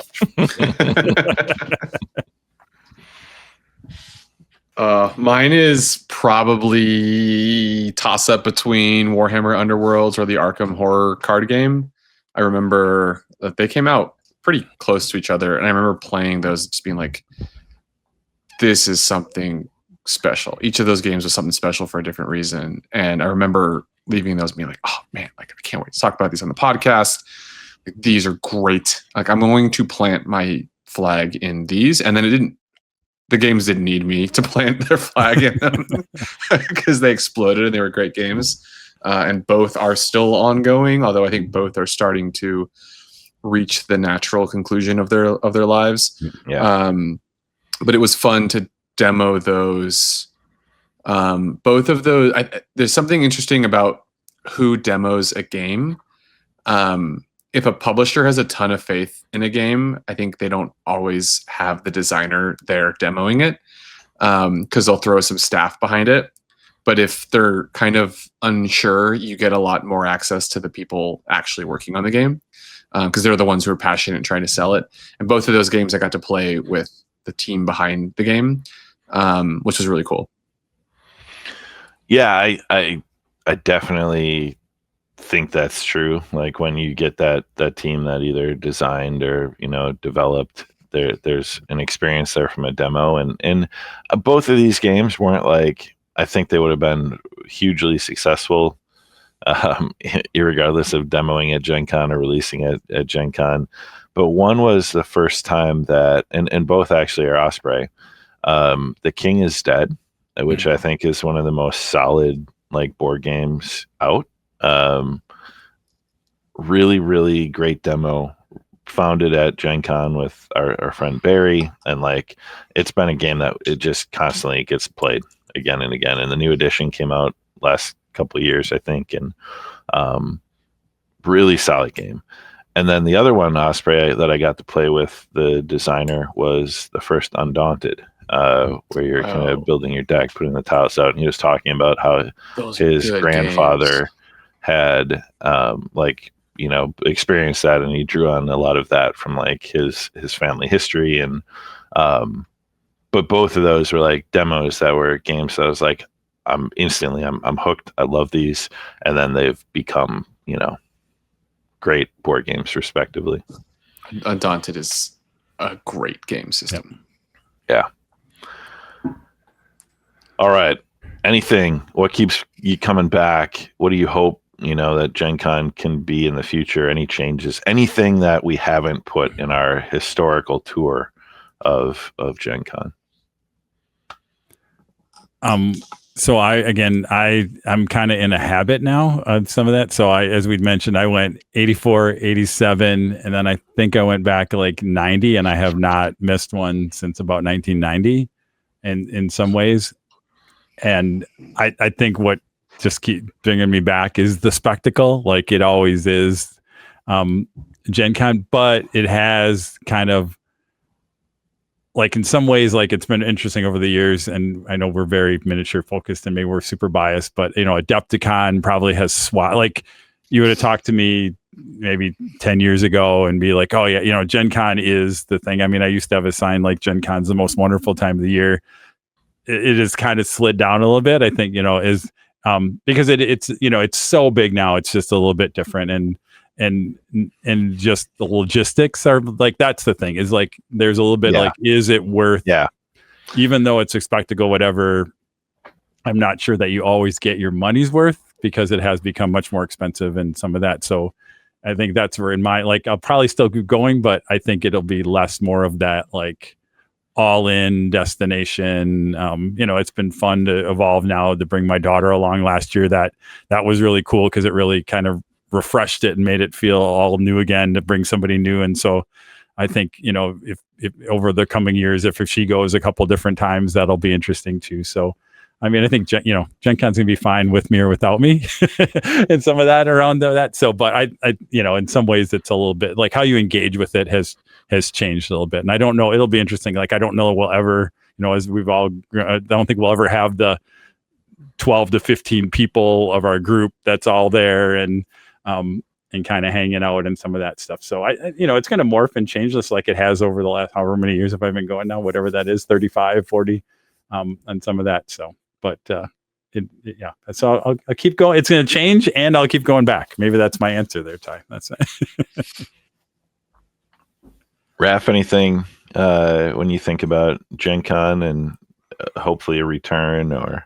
Yeah, I can't go this year. I think I'd like to try to go back next year. Like Troy was saying, Adepticon has kind of supplanted it as miniatures became my focus. And even within board gaming, as I have stepped away from the board game side of the industry, I started going to Geekway, which is a more Adepticon feeling convention about board games, where there is essentially no vendor hall, certainly relative to Gen Con. It's very small. It's just about going and meeting up with people that you only get to see, once a year, once or twice a year, and just playing board games from breakfast to dinner and then beyond. With Goonhammer, if I went to Gen Con, I would need to work again. And so I want to go back because of the spectacle. But I don't board game as much. So I would be interested to kind of see what that feels like. And I would probably focus more emotional energy on the post hangout. I would not be chasing every new release and chasing interviews. I would be checking in with people that I know and say hi to them, and then go to play games kind of all night, because that's so much fun. Absolutely. Gen Con's no longer an every year thing for me. Like, I had hiatuses. This year I decided, it worked out that Ben had a hotel room that he was going to give up. I was told by a dear friend of mine that, since he almost died last year at Gen Con, and it's a year I wasn't there, now I need the return to help, continue his well-being and safety.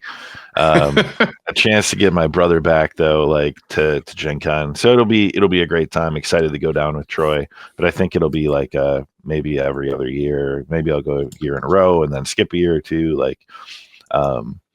And I think the biggest thing I'm going to look for is what Gen Con can do to try to help the crowding. And I don't know if we'll see continued price increases. I don't know if we'll see potential moves. Who knows what the future holds, but I hope they continue to invest in their infrastructure to help facilitate the size, because that's where I saw it struggle a little bit pre-COVID, and like just in scale, it's been difficult, I think, for the convention to manage the demand. And there's such a mass of events that even us going to our normal corner to play games at 8 or 9 p.m. at night are at risk of being booted out for some event that couldn't start until like 9 p.m. Right. And like, that's Gen Con. Gen Con's about events, but I'm, like less about the events these days and more about like that quality time. So like making sure there's a place where we can still do that and make new friends kind of stuff. All right. Well, Gen Con time machine, we'll power it down. We'll come back to modern day, and we'll talk about what's coming up, which is Gen Con, July 31st through August 3rd in Indianapolis, Indiana. Wow. Look how that worked out. Right around the corner. Probably our last episode before that, but then we'll come back and do a recap of what we did, since Troy and I will be there. Raf, we might even, see if you want to ask us about Gen Con, and I'll be your interviewer for this. Yeah, you can. That's the weekend I have to take my kids to Florida, so I'll be on a boat fishing while your guys are at Gen Con. Yeah, could be worse. We need a good fishing board game. Finspan doesn't do it for me, I think. Here Fishy Fishy by Haba was an perennial favorite in this household. Here Fishy Fishy. It even has a little magnet fishing pole. All right. Well, so Playin and Slayin, episode 93. Find us on YouTube, like and subscribe, do the things, click, send it to your friends, let them know, leave us a review, send us emails, all that stuff. But I won't get into too much of that other than basementofdeath.com and playinandslayin.com, where you can see Troy's other Horus Heresy reviews. Since today, he told us a little bit about the last Siege of Terra collection and it being a little off the mark. But if you want to see his feedback and others, check it out. And before we completely wrap, Raf, anything you want to share that we haven't talked about? Where can people find you? What should they check out on Goonhammer? Yeah, thanks for having me on. I know I always talk a lot. We go long. I appreciate coming on the show. I love you guys.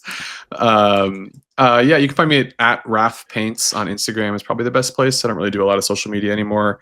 Obviously, goonhammer.com. If you think of Goonhammer as a Warhammer site, please go check out our board game coverage, our Marvel Crisis Protocol coverage. We're trying to branch out of that and be more than just like a Warhammer site, and I'm putting a lot of work into that. So that would probably be my my shameless plug there. Excellent. Well, thank you for joining us. Troy, as always, thank you for being here and working your magic behind the scenes. All right. Well, keep the dice rolling, the drinks on ice, and no matter what, keep playing and slaying.